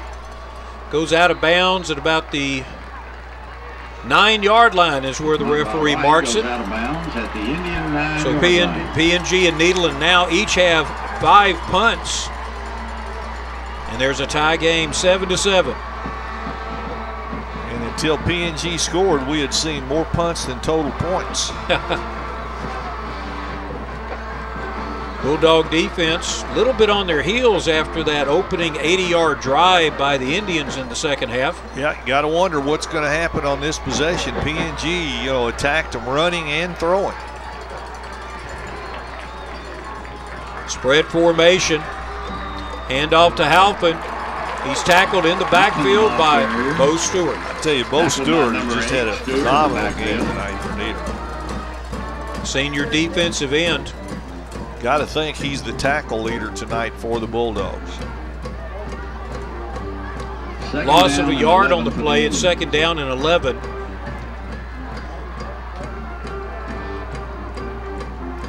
Plays being signaled in. You can see the 3 Indian coaches over there. Spread formation. Walker's looking deep. They've got an open path. Ball was over the head of the receiver, Wardlow. Looked to be well covered. Again, they get good protection. Well, reasonably good protection. Sage Say takes another hit. 3rd down 11 for the Indians. Alfin goes into the pistol formation. Standing behind his quarterback. Draw play. Draw play, and that is Deshaun Washington. Lost back to the 5-yard line. Number 6 blows through the block. Washington just fought through his block. So Nederland once again will get plus field position, and unless it mishandles the punt, going to probably get it inside the 40-yard line.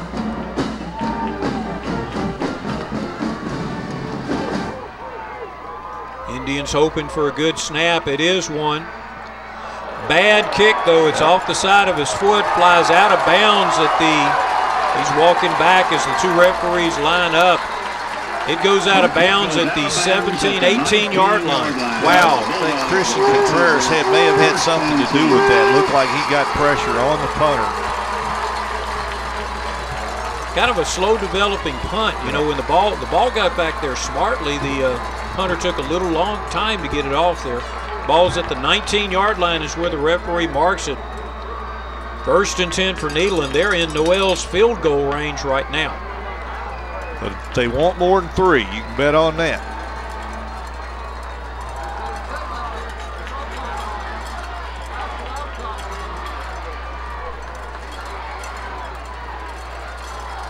Direct snap to Say. As he lines up in the Wildcat or Bulldog, whatever Nederland calls it, he gets to the 15-yard line. Tackled by a host of Interesting call when they've been struggling to move the football. Got 4 on 1st down. You'll take that in the red zone anytime, I think. 2nd and 6 for the Bulldogs. Colton Broussard comes into the backfield. Sage Say at quarterback. Staying in there, yeah. Say adds an element that Preston White doesn't have, which is the ability to run the ball himself. Hopkins to the right, and there's Say going to the left-hand side, following the block of Hopkins. Gets inside the 10 to the 8-yard line. So that may have been Nederland's adjustment right there. If it didn't work on the first possession, go with Say to Say. Say making a bid here to become the quarterback for Nederland next year.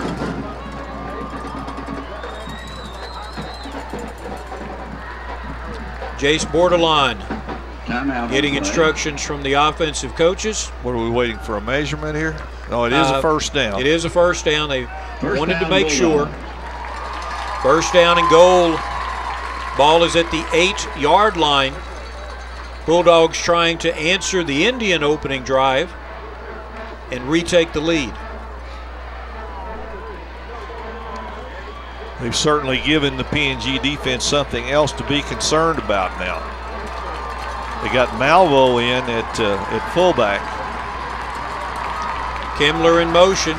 He comes into a wing formation. Running Say, behind. touchdown. Yep, that's a good wrinkle from the Nederland offense.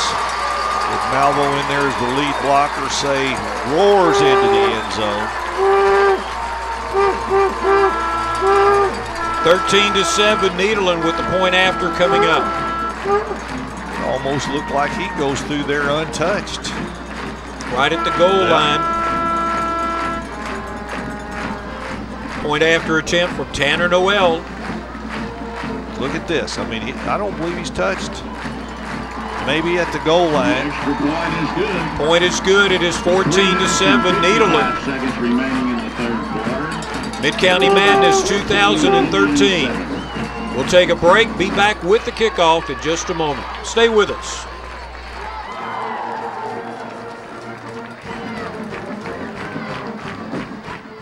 Here's a crazy idea.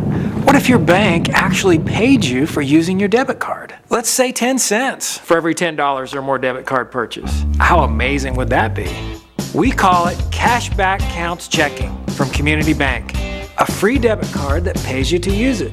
Even he's smiling at that. Swipe all you can from your bank. Community Bank of Texas. Bank where you live. A 19-yard drive by Nederland after a short Indian punt. 14-7, the Bulldogs. 3:55 left in the third quarter. Like the old joke, you know, the fat lady isn't even humming yet. We've got a lot of action between these two. Thought about warming up. The 90th game, the 90th edition of Midcounty Madness. Noel's kick's going to be taken at the 8-yard line. Form tackle at the 24-yard line. Ball came out, but I think it was after the play was over. Indians first down and 10 from that point. The Indians take over at their So what does P&G have for an answer? And you got to wonder now, their defensive people have to be on the sidelines working on the new wrinkle that Nederland has thrown at them. Alphen in the pistol. Walker hands it off to him. Bo Stewart and linebacker Leon Mayfield make the tackle. No gain on the play. And number 8, Bo Stewart.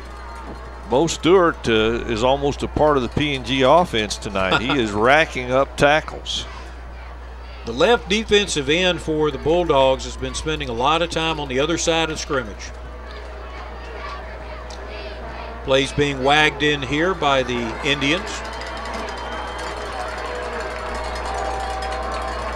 Jeremiah Rose at the top of the screen. The Walker's looking deep. Incomplete pass in the direction of Avery Murdoch. Tight coverage from Trey Richardson. Did have time to throw. I like the route, though, that Murdoch ran. He got just past the yardage stick and turned out. He wanted to make sure if that pass was complete, it would have been a first down. Doesn't it irritate you in the NFL when the professional receivers are a yard short? When the quarterback throws it, I mean, that's in it. Low snap to Walker. He rolls to his left. Good route by Jeremiah Rose. Going to be a first down for P&G. Gets out to the 34-yard line. They mark it at the 35. Rose, a very big receiver. When he turns around, gives Walker a very good target to hit. Good for an Indian first It's an down. important third down conversion for PNG. They really couldn't afford to give the ball back on a 3 and out.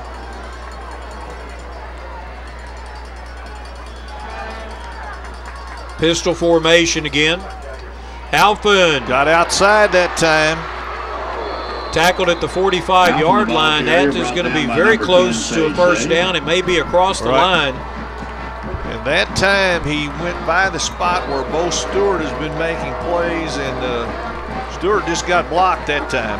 Hunter Hanratty, right tackle. Yep, Hunter Hanratty, give him credit. That pickup is good for an Indian first down. You don't have to drive them as much as you need to engage the defensive lineman and let your running back go by. First down for the Indians.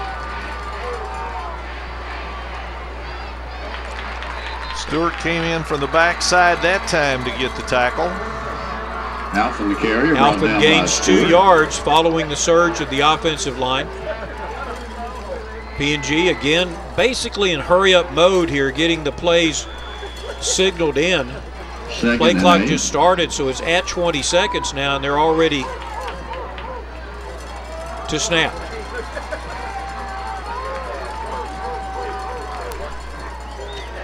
Walker looks. Avery Murdoch catches the ball at the 21-yard line. Big play for the Indians. Looked like it was going to be knocked down. Richardson trying to get back, but Walker is able to arc it in high over his hand just before Walker's hit. Yeah, nice throw by Walker. Receiver goes up, misses the football. Big play for the Indians. Gets to the 20-yard line. First down and 10. Alphen in the pistol.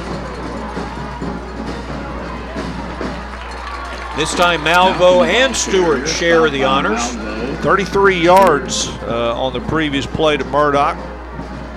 Probably the big offensive play of the night. 2-yard loss on the play. They're back at the 22-yard line of the Bulldogs now. Second down and 12.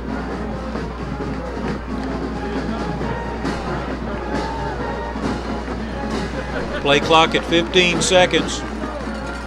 Alphen moves to left halfback. Walker's looking over to his left where Rose is. Got a blitz off the corner.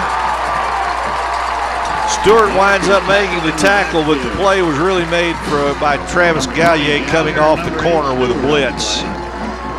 Definitely took Walker by surprise here. You can see he had his back kind of turned, and Alphen was wide open, but you can't throw it. You don't have time to plant your feet. Never had a chance. He looked up, Gallier was in his face. He tried to turn away and turned right into Walker. Third down and 20 for the Indians. Into Stewart, I'm sorry. Third down and 20. Alphen and Walker exchange notes. Got time. Got a man. Touchdown. That may be a...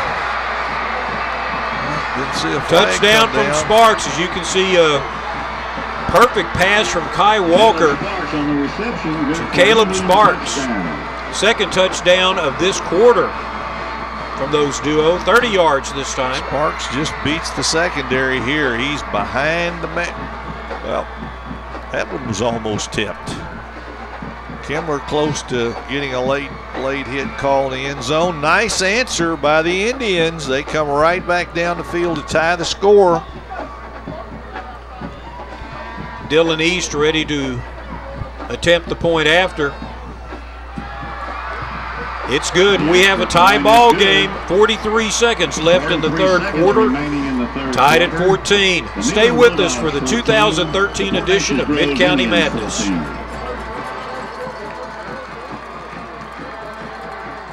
One of my favorite things about Lamar University is the contact that you have with the professors there. They're always willing to help with anything that you need. Living in Cardinal Village, I've made great friends.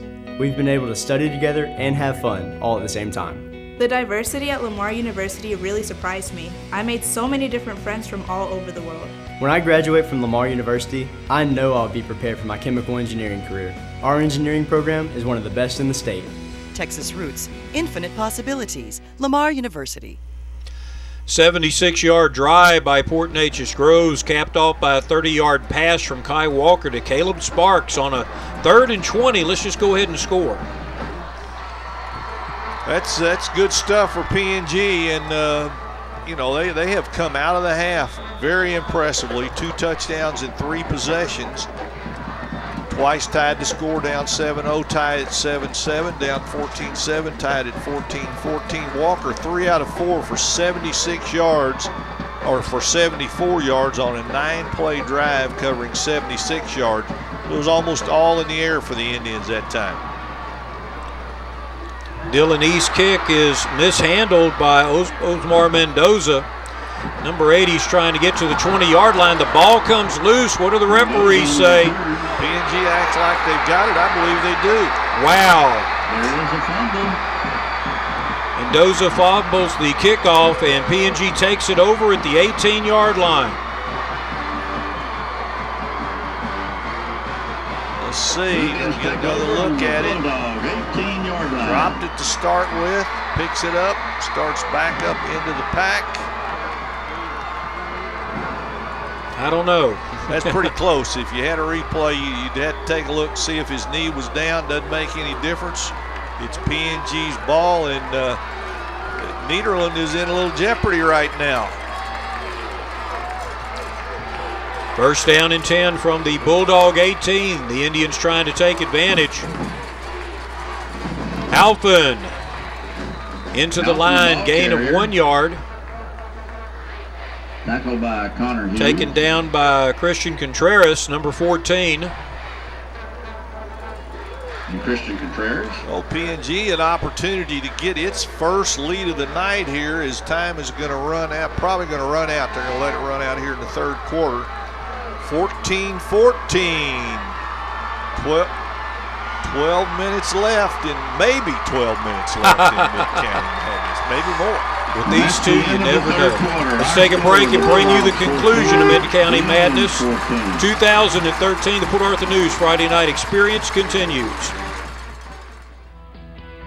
At the Medical Center of Southeast Texas, our commitment to providing high-quality medical care includes offering the most modern technology available. A state-of-the-art emergency room, a dedicated heart center, surgical suites with the latest in digital technology, a 64-slice CT scanner, the first hospital with such a unit in Southeast Texas, and an obstetrics unit with neonatal intensive care for high-risk babies. It means maintaining a medical staff composed of skilled board-certified physicians in a number of medical specialties, backed by experienced nurses, medical technicians, and support staff.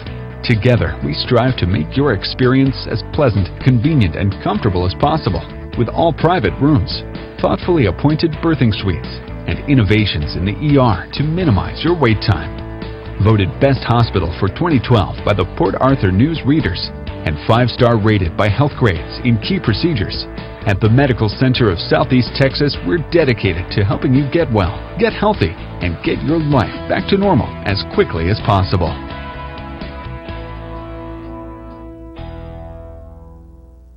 Start of the 4th quarter. Kai Walker, low snap, he picks it up, but he's under immediate pressure. Throws it away. Walker making sure he didn't make a mistake on that one. Good job by Walker of just getting rid of the ball and not taking a big loss. We'd like to thank our sponsors of the Port Arthur News Friday Night Experience for making all this possible. Lamar State College of Port Arthur, the Medical Center of Southeast Texas, Motiva Enterprises, 5 Point Credit Union, Market Basket, Lamar University Beaumont, Mike Fulgence at Universal Coin and Bullion, Robert Giblin, Community Bank of Texas, DuPont Goodrich Federal Credit Union, and the Museum of the Gulf Coast. 3rd down and 10. Alphen is taken down by Leon Mayfield. Yep, nice play by Mayfield. I think we'll see PNG probably go for a field goal here. Try to get the lead. And number 17 and number 19 are coming out. Holder Adam Morse, who is the backup quarterback, and kicker Dylan East. Going to be 35 yards for Dylan East. He's got plenty of leg here.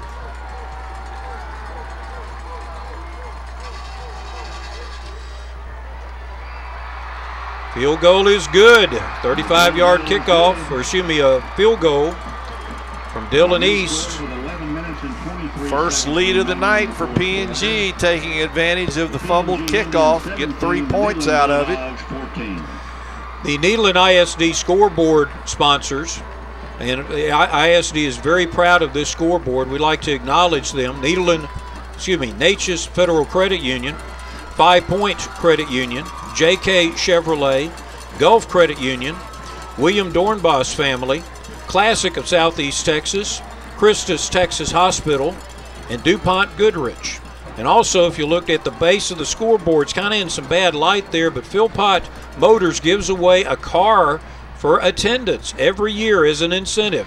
Philpott Motors and Nederland ISD, partners in education. Okay, for the first time tonight, P&G gets to play from in front.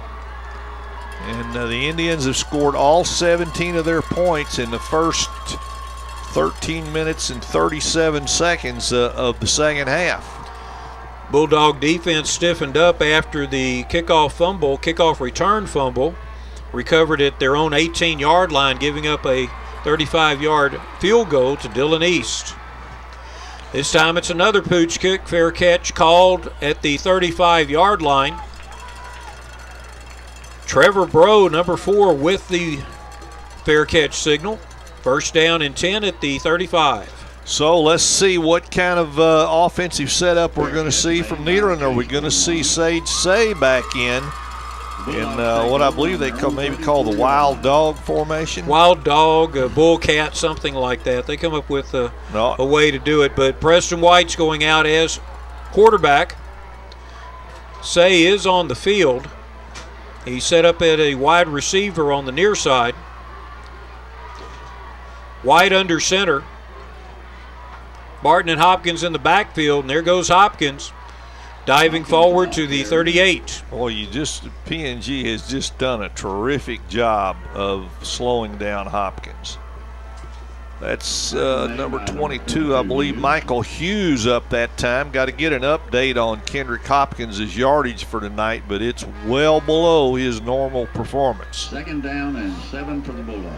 Second down and 7 for the Bulldogs, seeking to extend their winning streak in District 24A. So they go back to the wild dog. White comes out wide, and Say gets the ball. This time Say is swarmed by the Indians. They were all over him that time. So now Nederland comes up to a pretty big third down. There's still a lot of time left in the game, but punt it back and give P&G an opportunity to open up a 2-score lead, and you're in real trouble. 3rd and 7. White comes back. White had some success throwing on that opening drive. Since then, not much doing in the passing game. Not much doing at all offensively for the Bulldogs. 2 receivers to the right-hand side. Pro backfield. White rolls out to his left. Looks. Nobody's there. Throws it in the direction of Kimmler. It would have been a first down, but Kimmler slipped on the turf. Brings up 4th down. See here on the replay, White has plenty of time as the offensive line and running backs give him time. I'll say clutching. I don't know. Look, I don't know if something was, not Say, but Kimmler. So Nederland going to have to punt it away. Hopkins, who was speculating on what he had, 15 carries for only 48 yards tonight for Kendrick Hopkins. Jeremiah Rose set to return the punt. Indians go return all the way. High kick, fair catch called for by Rose. He gets it at the 37-yard line. Indians take over on their own 37. 3-point lead by the Indians. P&G has the ball and the lead. Can Nederland's defense get it back for the offense? We're down to 9:48. And have dismissed them. Thank you. Kai Walker, Brant Halfin in the backfield. Rose, Murdoch, and Sparks all come over to the left-hand side, and now the coaches go onto the field to wave all of them back to this side.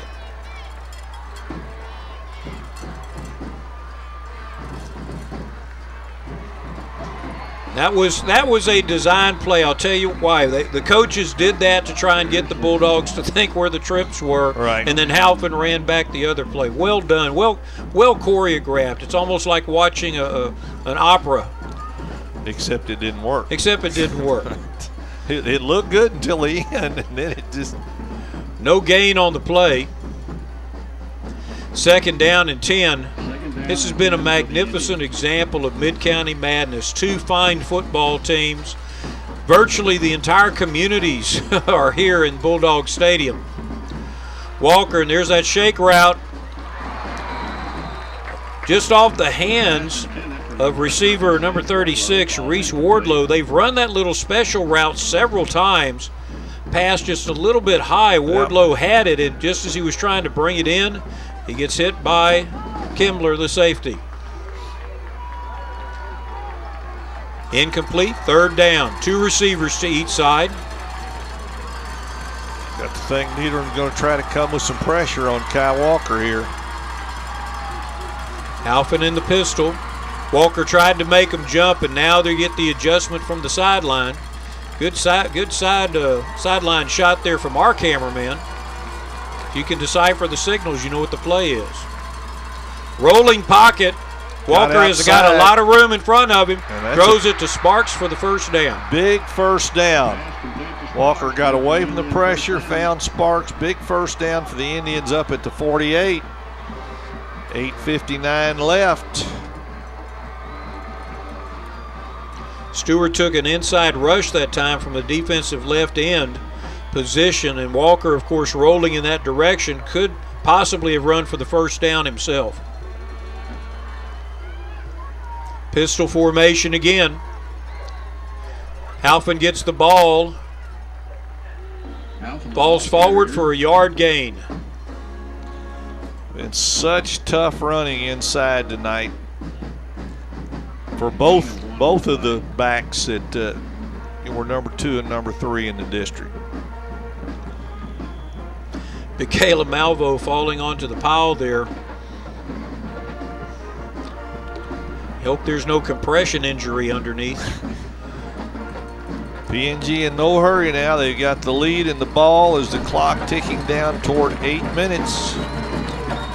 Play clock at 5. Halpin again up the middle. And they're setting up that read option. If Kai Walker wants to pull it out and run, he's got the corner. Wonder when it's coming. So another big 3rd down coming up, 3rd and 8 for the Indians. Kai Walker made the play on the last 3rd down. The Indians converted. Been a much bigger offensive half for the Indians after doing virtually nothing in the 1st half. 3rd down and 8 from midfield. Rose and Sparks to the near side. Walker's looking that direction. Passes behind 1 receiver. Behind 2 receivers. Wardlow never really saw that ball as it went behind him. So he did have time to throw the ball. Was, as you say, behind Wardlow. Nederland had 2 defenders in the area, Say and Christian Contreras. So 4th down, they're set up in their normal going to be the formation. Punt, though. You know Walker's going to punt it out of there. Walker drops back into it. Kimbler's going back to try and retrieve it, but it's going to hit at the 10, take a sideways bounce at the 4-yard line. Wow, a tremendous punt there. Beautiful roll for the Indians. 1st and 10 at the 4. Thought the ball hit see if we see that again. I thought the guy down covering the ball had hit him about the 8 or the 9, but either way, really bad field position for Nederland. They're looking at a lot of grass here with a 3-point deficit, 17-14, 7:30 left. You know, in the paper, P&G's coaches were talking about how they've played in a lot of tough games, you know, and having to come back, particularly that triple overtime. They felt like if it was a close game or a very tense game, that they would have the edge in Midcounty Madness this year. Yeah, and Larry Newman said, I wish we had been in a game like that coming in, and now they're in one, and let's see how they respond. Not shown much offense, and Say is going to be back in to take the snap. Say looking to throw. Nobody's open, but he's got a little bit of a room, dives forward to the 4-yard line. He wanted to throw back to Kendrick Hopkins, and it wasn't there. PNG again just doing, look, now he's going to look back over here for Hopkins. Nothing doing. Yeah, he's got to get out of the end zone with it. Kemmler was double covered. The only wide receiver that was kind of taking a clear route. He was trying to get everybody out so that Hopkins would be open underneath. 2nd down 10. White back in. Boy, you started to think Nederland doesn't have any answers for the PNG defense. Hand off to Hopkins. He gets to the 11-yard line. 6-yard gain on 2nd down brings up 3rd and 4. Has to be PNG's best defensive game of the year. I know they shut out Lumberton, but Lumberton's a winless team. This is a pretty solid Nederland offensive team, and PNG has really done a job. And one of the 2 Nederland touchdowns, drives only covered 19 yards after a short punt. Play of the game coming here now, 3rd and 3. Nederland got to have this first down with 6:16 left. White gets the snap, hands off to Hopkins. He's tripped up as he's going east-west instead of north-south. They just can't get him loose. 1-yard gain, it's 4th and 2, and the punt team goes to the field. That 20-game district winning streak now in jeopardy. Big play there defensively for PNG. Trey Rembert, who's made some plays tonight. Nederland running out of time. PNG going to get the ball in plus field position. Colton Broussard, the punter for the Bulldogs. And there are flags all over the place as a defender jumped toward an offender and the offender moved. So let's wait and see what they're going to call here.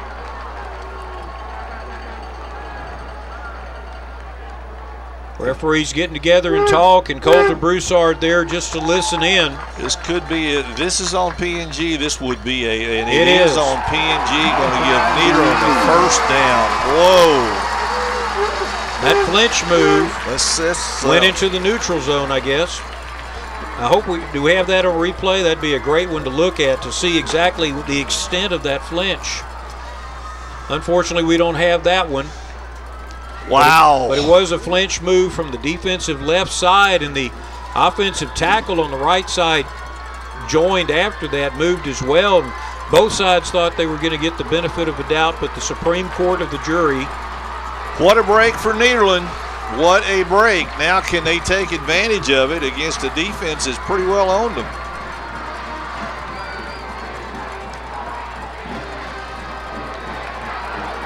White in the I formation. Fakes the handoff, rolls over, throws back. Oh, that's interference, no question. Flag on the play as Brandon Dial is knocked to the ground before. I don't know if he could have caught the ball the way the ball was arcing toward him. Didn't make any difference that time. So if you're PNG, if you're sitting on that PNG side right now and you're thinking about the way Nederland has owned this series of late, you're starting to squirm a little bit because you had this one under total control. And now the Bulldogs have been given new life by a 4th down penalty. Now a pass interference penalty brings them out to the 32, creates another opportunity. See the throw up here. 1st and 10 for the Bulldogs. I guess Dial had a chance at it because the ball did hit the defender in the back of the helmet. So 5:17 left. This is probably it for Nederland. They got to make it happen on this possession, you would think. Both teams have all 3 timeouts. So after a quick first half, second may drag just a little bit. Reverse to Dial. Number 27 has got some room, cuts back against the grain. He has a blocker downfield. Dial cuts back again. He gets to the 31-yard line, and a late flag comes in. P&G kid was trying to steal the ball from him, and that may be going. And I don't know. I didn't see everything that happened at the end of the play. Fantastic cutbacks by Brandon Dial, who ran about 100 yards to gain those there on the reverse. Great play call. Dead ball foul, personal foul called against the defense. Snap the ball out of the pile. And now, did somebody say overtime? No. Brandon Dial on the reverse. Dial does a nice job picking his way here. Cuts back. Missed tackle. Keeps on his feet. Right here, they're trying to steal the ball from him, and the tackler comes in late. Bulldog. That fourth down penalty on the punt is somebody's worst nightmare. Bulldogs at the 16-yard line of the Indians. Two receivers to the left-hand side, I formation. Hopkins powers forward, keeps his feet, gets inside the 5 to the 4-yard line. First down. Wow, what an amazing turn of events this game has taken.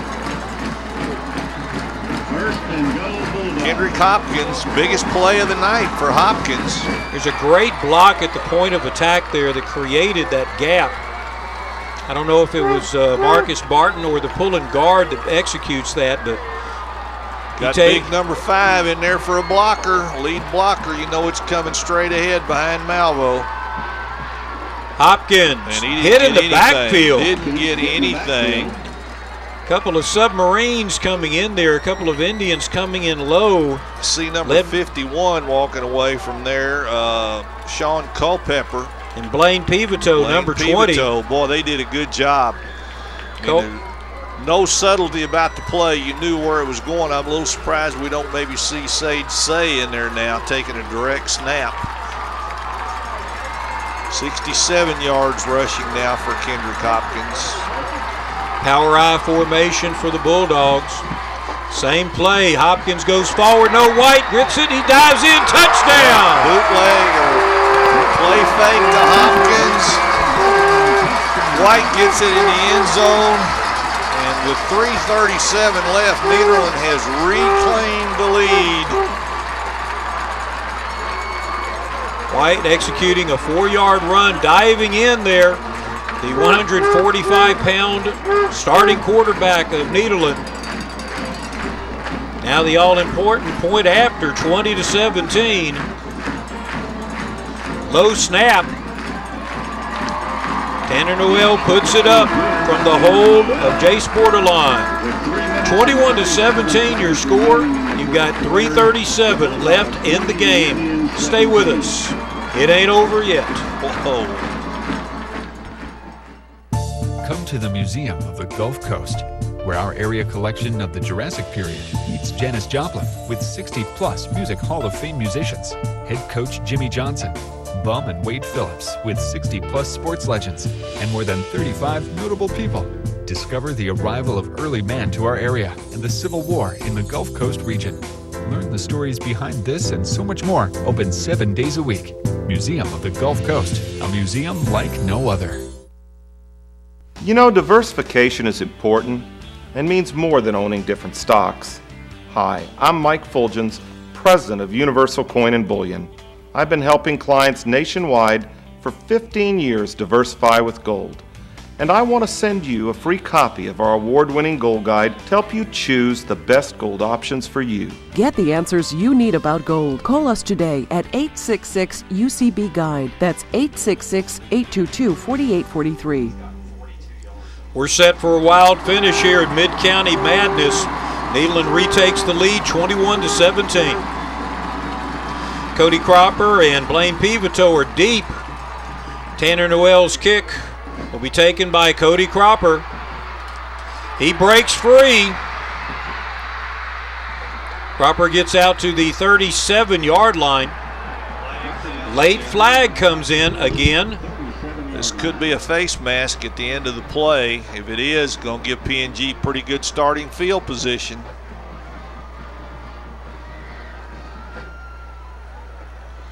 Good return. Cropper's had several good returns in the games that we've seen. I think this is going to be on Nederland. There is a flag on the play. Dead ball foul, personal foul against Nederland. So from the 37, it'll go to, I believe, the 48. 47-yard line. So great starting field position for PNG. After Nederland just went 96 yards in 7 plays with a critical 4th down penalty helping out. Low snap to Walker. He sets up to throw deep. Got it. Avery Murdoch. What a play by Murdoch. Again, a very high throw over the leaping defender. Pass complete to Murdoch. Good. Avery Murdoch, the junior wide receiver, brings in a very long pass play down to the 13-yard line. So PNG's burned Nederland's secondary 3 times now in the second half with big pass plays. First down and 10.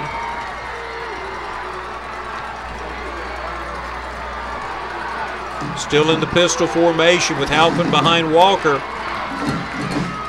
Ball is knocked down. Pass is knocked down by number 8, Stewart. Stewart knocked it down. He continues to have a big game defensively. 2nd and 10 for PNG. Plenty of time. No time is not a factor for the Indians here. This is a well set up play, though. You can see it's just a little turn play. They're trying to get to Wardlow, taking advantage of the play action to Halpin. Peter not getting pressure, not getting as much pressure on Walker. He's getting some time. He's making some plays. Low snap. Walker rolls to his right, throws against his hands, and through the hands of one Nederland defender. Let's see that again. See if it was almost picked or almost caught.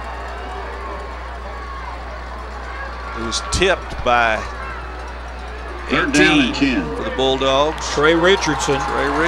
So 3rd down. Through Richardson's hands, that would have been a very big turnover. 3rd down and 10. Here come the Indians, as they have done for 90 times. Walker. Caught it, but it's short of the 1st down. Rose caught it at about the 5, so 4th and a long one. They may see a timeout here. This is the play of the game. You got to get your play you want right here. That's a great pattern for Rose. That's virtually unstoppable, as big of a target as he is. If there's a throwing lane, all you have to do is throw it down the middle. Big Jeremiah Rose will come down with it. 4th and 2. Midcounty Madness coming down to this play. Play clock's at 10 seconds. I think they're going to let it go down and take a timeout. And that's the play. Timeout called by the Indians. We'll take a break and be back with 4th down in just a moment. Stay with us. The Port Arthur News Friday Night Experience continues. Here's a crazy idea. What if your bank actually paid you for using your debit card? Let's say 10 cents for every $10 or more debit card purchase. How amazing would that be?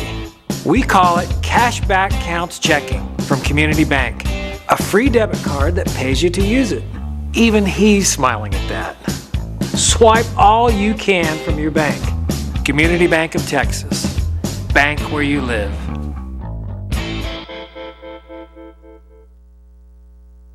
Cars are as unique as the people who purchase them. And when picking one, every detail counts, right down to the stitching on the seats. So why should picking a car loan be any different? Whether it's a low rate or a low payment you're looking for, at Do Good we customize loans to fit your needs. And we'll make sure your lending experience is everything you want it to be. Easy, convenient, and hassle-free. At Do Good, you'll love your car loan as much as you love your car. And that's just one more way they do good. So we've got 4th and 2, the 90th edition of Midcounty Madness. You're down by 4. It doesn't get any better than this. Well, what do you do, Charlie? Run it or throw it? I believe they'll run it. I believe they'll throw it. Adam Morrison at quarterback. Adam Morrison at quarterback. He hands off to Halpin. He's stacked up. He will not get it. Surprising call. Wow. They lined up in the power I and tried to run over their offensive right tackle. Deshaun Washington very happy coming off the field. Big number 6, Caleb Get another Alvo. look at this one. Get another look. They ran to the short side, not to the power side, to the short side. Bulldogs grab a hold of Halpin's legs, hold on to it. I think I may have seen Colton Kimler down there at the bottom of all that. So still not over. There's 2:38. PNG's got 2 timeouts. And Nederland will have to make a first down or the Indians will get the ball again. Bulldogs at their own 5-yard line. Preston White, he has his own heavy backfield in a power I. They hand off to Hopkins. He bounces free. Runs down the sideline. Knocked out of bounds at the 42-yard line. And that may be the killer. Plus it's going to put Hopkins over, probably going to put him over 100 yards tonight and maybe 3,000 for his career. His big play of the night, bounces it out, uses his speed to get away, and now it really doesn't look good for PNG. They were in a position to call 2 timeouts, force a punt, get the ball back at the 50-yard line or better. They call him back at the 32, say he stepped out of bounds at the 33. But Hopkins had nothing there. He ran into his own offensive right tackle who was stood up by the defense, and Hopkins used his speed to bounce around to the outside, much like Little Cypress Mauriceville did against Port Neches-Groves when they upset them. Marcus Barton. PNG got to use a timeout real quick, I would think. Stopped by number 31, Dawson. Gain of 1, second down and 9. Guess they're going to take it on the next 2 plays. Hoping to get the ball back, down only 4. Kendrick Hopkins now with 2,999 rushing yards in his career. Preston White brings in the play. The huddle breaks at 12 seconds left on the play clock. 2 receivers to the short side of the field, Hopkins and Barton in the backfield. Hopkins gets the ball. He tries to bounce outside. There's nothing there. He cuts back in. I don't know if Gabe Pruitt's going to give him a yard on that or not, as PNG calls a timeout. But you can see the Indians swarming all over now. And the Indians call a timeout. And we just got a bit of sad news, Bob. And I was going to talk about him tonight. Bum Phillips, legendary Houston Oilers coach, coached at PNG, coached at Nederland. He's been in failing health, and I'm told that Bum passed away at 9 o'clock tonight, 90 years old. Fine young man. Our hearts go out to his family. But you talk about a tremendous life, a tremendous career. Wow. Just and he's been up and down. He's been in and out of congestive heart failure. Tremendous scare 2 weeks ago. His son Wade was called to his Goliad home, told his dad probably wouldn't make it through the night. He did. In fact, he rallied, and but we all knew that time was running out. Really a sad note to have here at the end of this football game. Bum Phillips, 90 years old, passed away tonight. Each one of these wonderful communities, guy, wonderful person. Each one of the communities has got a street named Bum Phillips Way as part of the ceremonies when he came to watch this game a few years ago. 3rd down and 9. Sage Say in the Wildcat. He takes it and just runs straight forward. Gets to the 39-yard line. It'll bring up 4th down, and the Indians burn their last time out. So they will be getting the ball back. And they're going to have some time. And the Indians called another timeout. Nederland was able to burn well over about 2 minutes off of the clock. We're down to 1:27. Great game, the opening kickoff. Nederland takes it 70 yards. Marcus Barton scores on a 7-yard run, and that was the extent of the scoring in the first half. And then the Indians, on their first possession of the second half, take it 80 yards and score on a pass from Kai Walker to Caleb Sparks, a 15-yard pass. Sage Say, an 8-yard run, retook the lead for Nederland. And Walker to Sparks again, a 30-yard pass this time. Tied it up at 14. P&G then got a 35-yard field goal from Dylan East to take the lead, and Preston White, the quarterback, on a 4-yard keeper, put the Bulldogs ahead by a score of 21-17. So it's going to come down to the last minute, 27 seconds, as it has so many times in the history of Midcounty Madness. Sage Say, they're going to try and draw them offside. Yeah, there's no way they're not going to punt the ball from here. Well, they drew them offsides once on a punting situation that was critical. Now Nederland takes their first timeout. So I want to go ahead and get things set up for the punt formation. Now there have been some good punt returns by Jeremiah Rose in the past, the various games that, of course, the Bulldogs have scouted. It'll be interesting to see how they decide to play this one.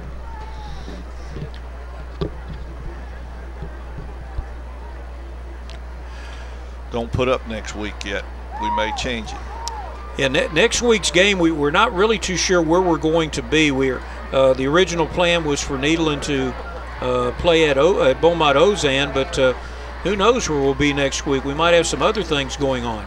KFDM will be rebroadcasting this game in its entirety next week on KFDM.com, sponsored by JK Chevrolet, Fultz Chiropractic, Jared's Paint and Body, Larry's French Market, Ritter at Home, The Sports Connection, and Texas Coastal Community Credit Union. all these fine sponsors supporting football in Southeast Texas. 4th down and 4 for the Bulldogs. Next week, Port Neches-Groves will be playing an important game at Vidor. Or Vidor will be at Port Neches-Groves. Good snap here. Rose comes in to execute the fair catch. He does so at the 35-yard line. The 35-yard line. So P&G will have 65 yards to cover, 1 minute and 20 seconds. That's plenty of time, no timeouts. And that's the key. Bulldog defense trying to get the faithful up. The cowbells and the Bulldog barks are going. We've heard a lot of Cherokee here in the second half. Well, it's been a great game, Charlie. It has to be one of the top games, I would think, in this 90-game history of Mid-County Madness. Nederland's called a timeout. They want to make sure that their defense is as set as it can be for this final minute 20. Nederland came in here with the leading offense in District 24A and the second best defense. When you see the stats from the first half, you would believe both defenses were really outstanding. I don't think Hopkins ever got across 3,000, did he? He's one yard short.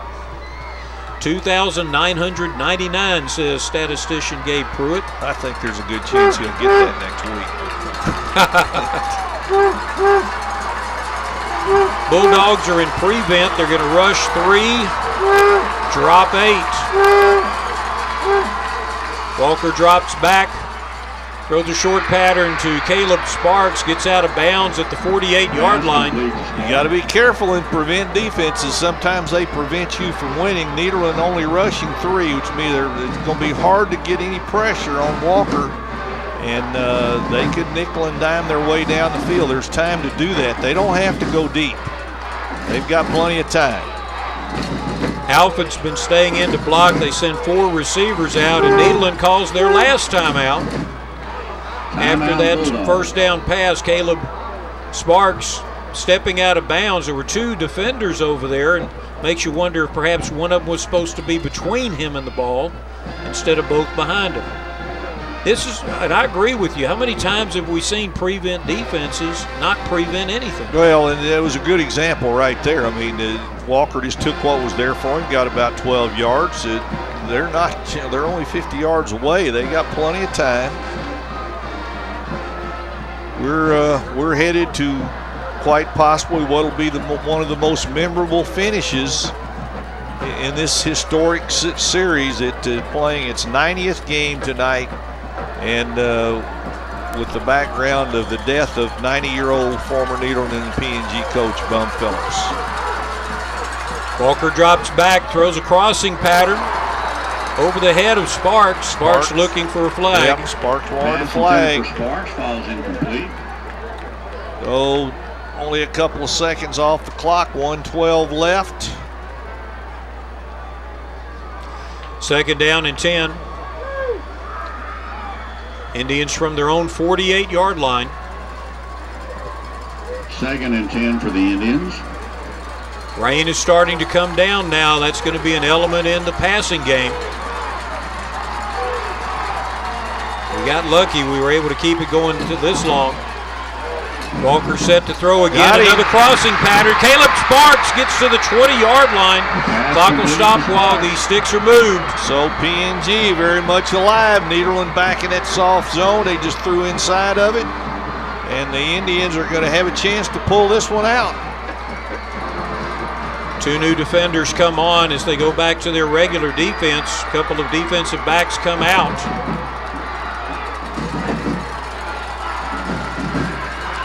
First down and 10 from the 20. Walker looks to his left. Rose dives for it. Ball came loose. Pass intended for Rose. Ball was just slightly ahead of him. 47 seconds left. 2nd down and 10 from the Bulldog 20-yard line. See here on the replay, just a little bit out of his reach. The ball bounces free as he lands. Jeremiah Rose again taking the wide receiver position on the far left along with Avery Murdoch. Walker under pressure, gets hit just as he throws it. Ball in the direction of Rose, incomplete. Walker was flat and he was lucky to get that one out of there. Almost looked like a cornerback blitz came in from the blind side. Yeah, it was, and it was Travis Gallier, step away from getting there. 3rd down, we see the umbrellas going up. What a finish here, 43 seconds left. 3rd down and 10. Don't forget that 10, the clock will stop if a first down is gained. You don't have to necessarily pitch it into the end zone. Walker has time. Ball is batted down at the line of scrimmage. Looks like Deshaun Washington got his hands up. So 4th down, 38 seconds left. Deshaun Washington pulling a JT there, staying on the line of scrimmage and just timing his jump. This has been an exciting game, fans. If you were here, you'd know exactly what I'm talking about. But even at home, I hope you get a sense of the tradition Midcounty Madness has. These two teams respect each other. Their families respect each other. But dadgummit, this is football. Walker drops back, flushed out of the pocket, throws off his back foot into the end zone, intercepted. Zaid save in the end zone. Nederland's going to win it. Nederland's going to make it 4 in a row. 31 seconds left. They'll just have to take one snap. Zaid save with the pick in the end zone. The junior hauls it down, a shot into the end zone off of Kai Walker's back foot. He had a little bit of pressure from his left. Rolls out and off his back foot, he saw Rose and a couple of other receivers in the end zone. Just hoping to get a jump ball situation, a tip ball situation. Nothing doing, says Sage Say. Bulldogs are going to win it. PNG, a valiant effort in the second half, just really coming out playing much better offensively. But the 4th down penalty on the punt will go down as the turning point in the game tonight, or the play that let Nederland back into the game when the Bulldogs were just about beat. Flags are thrown as Nederland attempts to kneel the play down, and a little bit of extracurricular is going on down there again. Personal foul called against the defense. Once that knee goes down, that's supposed to be the end of the play. 15 yards marked off against the Indians. Nederland will have a 1st and 10 from the 35. The district win streak continues for the Bulldogs. It'll go to 21 now. And the senior class of Nederland High School has not ever lost to Port Neches-Groves. A 4-0 sweep. This is the toughest of those 4 losses for P&G, though, because they really were in position. The Indians were in position to win this one. Just an unfortunate situation on a punt. Both teams played well. Give them a lot of credit. This is what you'd want out of Midcounty Madness. Nederland goes to 4-0 in district. Port Neches-Groves drops to 2-2. It's going to be a fine game next week. It could be Nederland at Ozan. It could be Viter at Port Neches-Groves. We don't know where we'll be, but it will be the best game in Southeast Texas.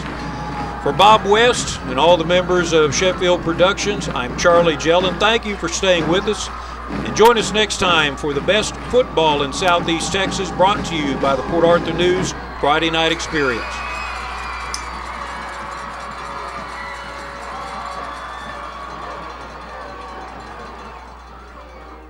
My fortune? I earned it the old-fashioned way, with long hours and hard work. And now, I'm debt-free. You're debt-free because 5 Point paid off our loan. Precisely, my dear. Go mow the yard. 5 Point is paying off 3 loans, plus you can get up to a 2% rate discount. 5 Point Credit Union. Money for loans right here at home. Your chariot awaits. Thank you. Come to the Museum of the Gulf Coast, where our area collection of the Jurassic period meets Janis Joplin with 60-plus Music Hall of Fame musicians, head coach Jimmy Johnson, Bum and Wade Phillips with 60-plus sports legends, and more than 35 notable people. Discover the arrival of early man to our area and the Civil War in the Gulf Coast region. Learn the stories behind this and so much more. Open 7 days a week. Museum of the Gulf Coast, a museum like no other.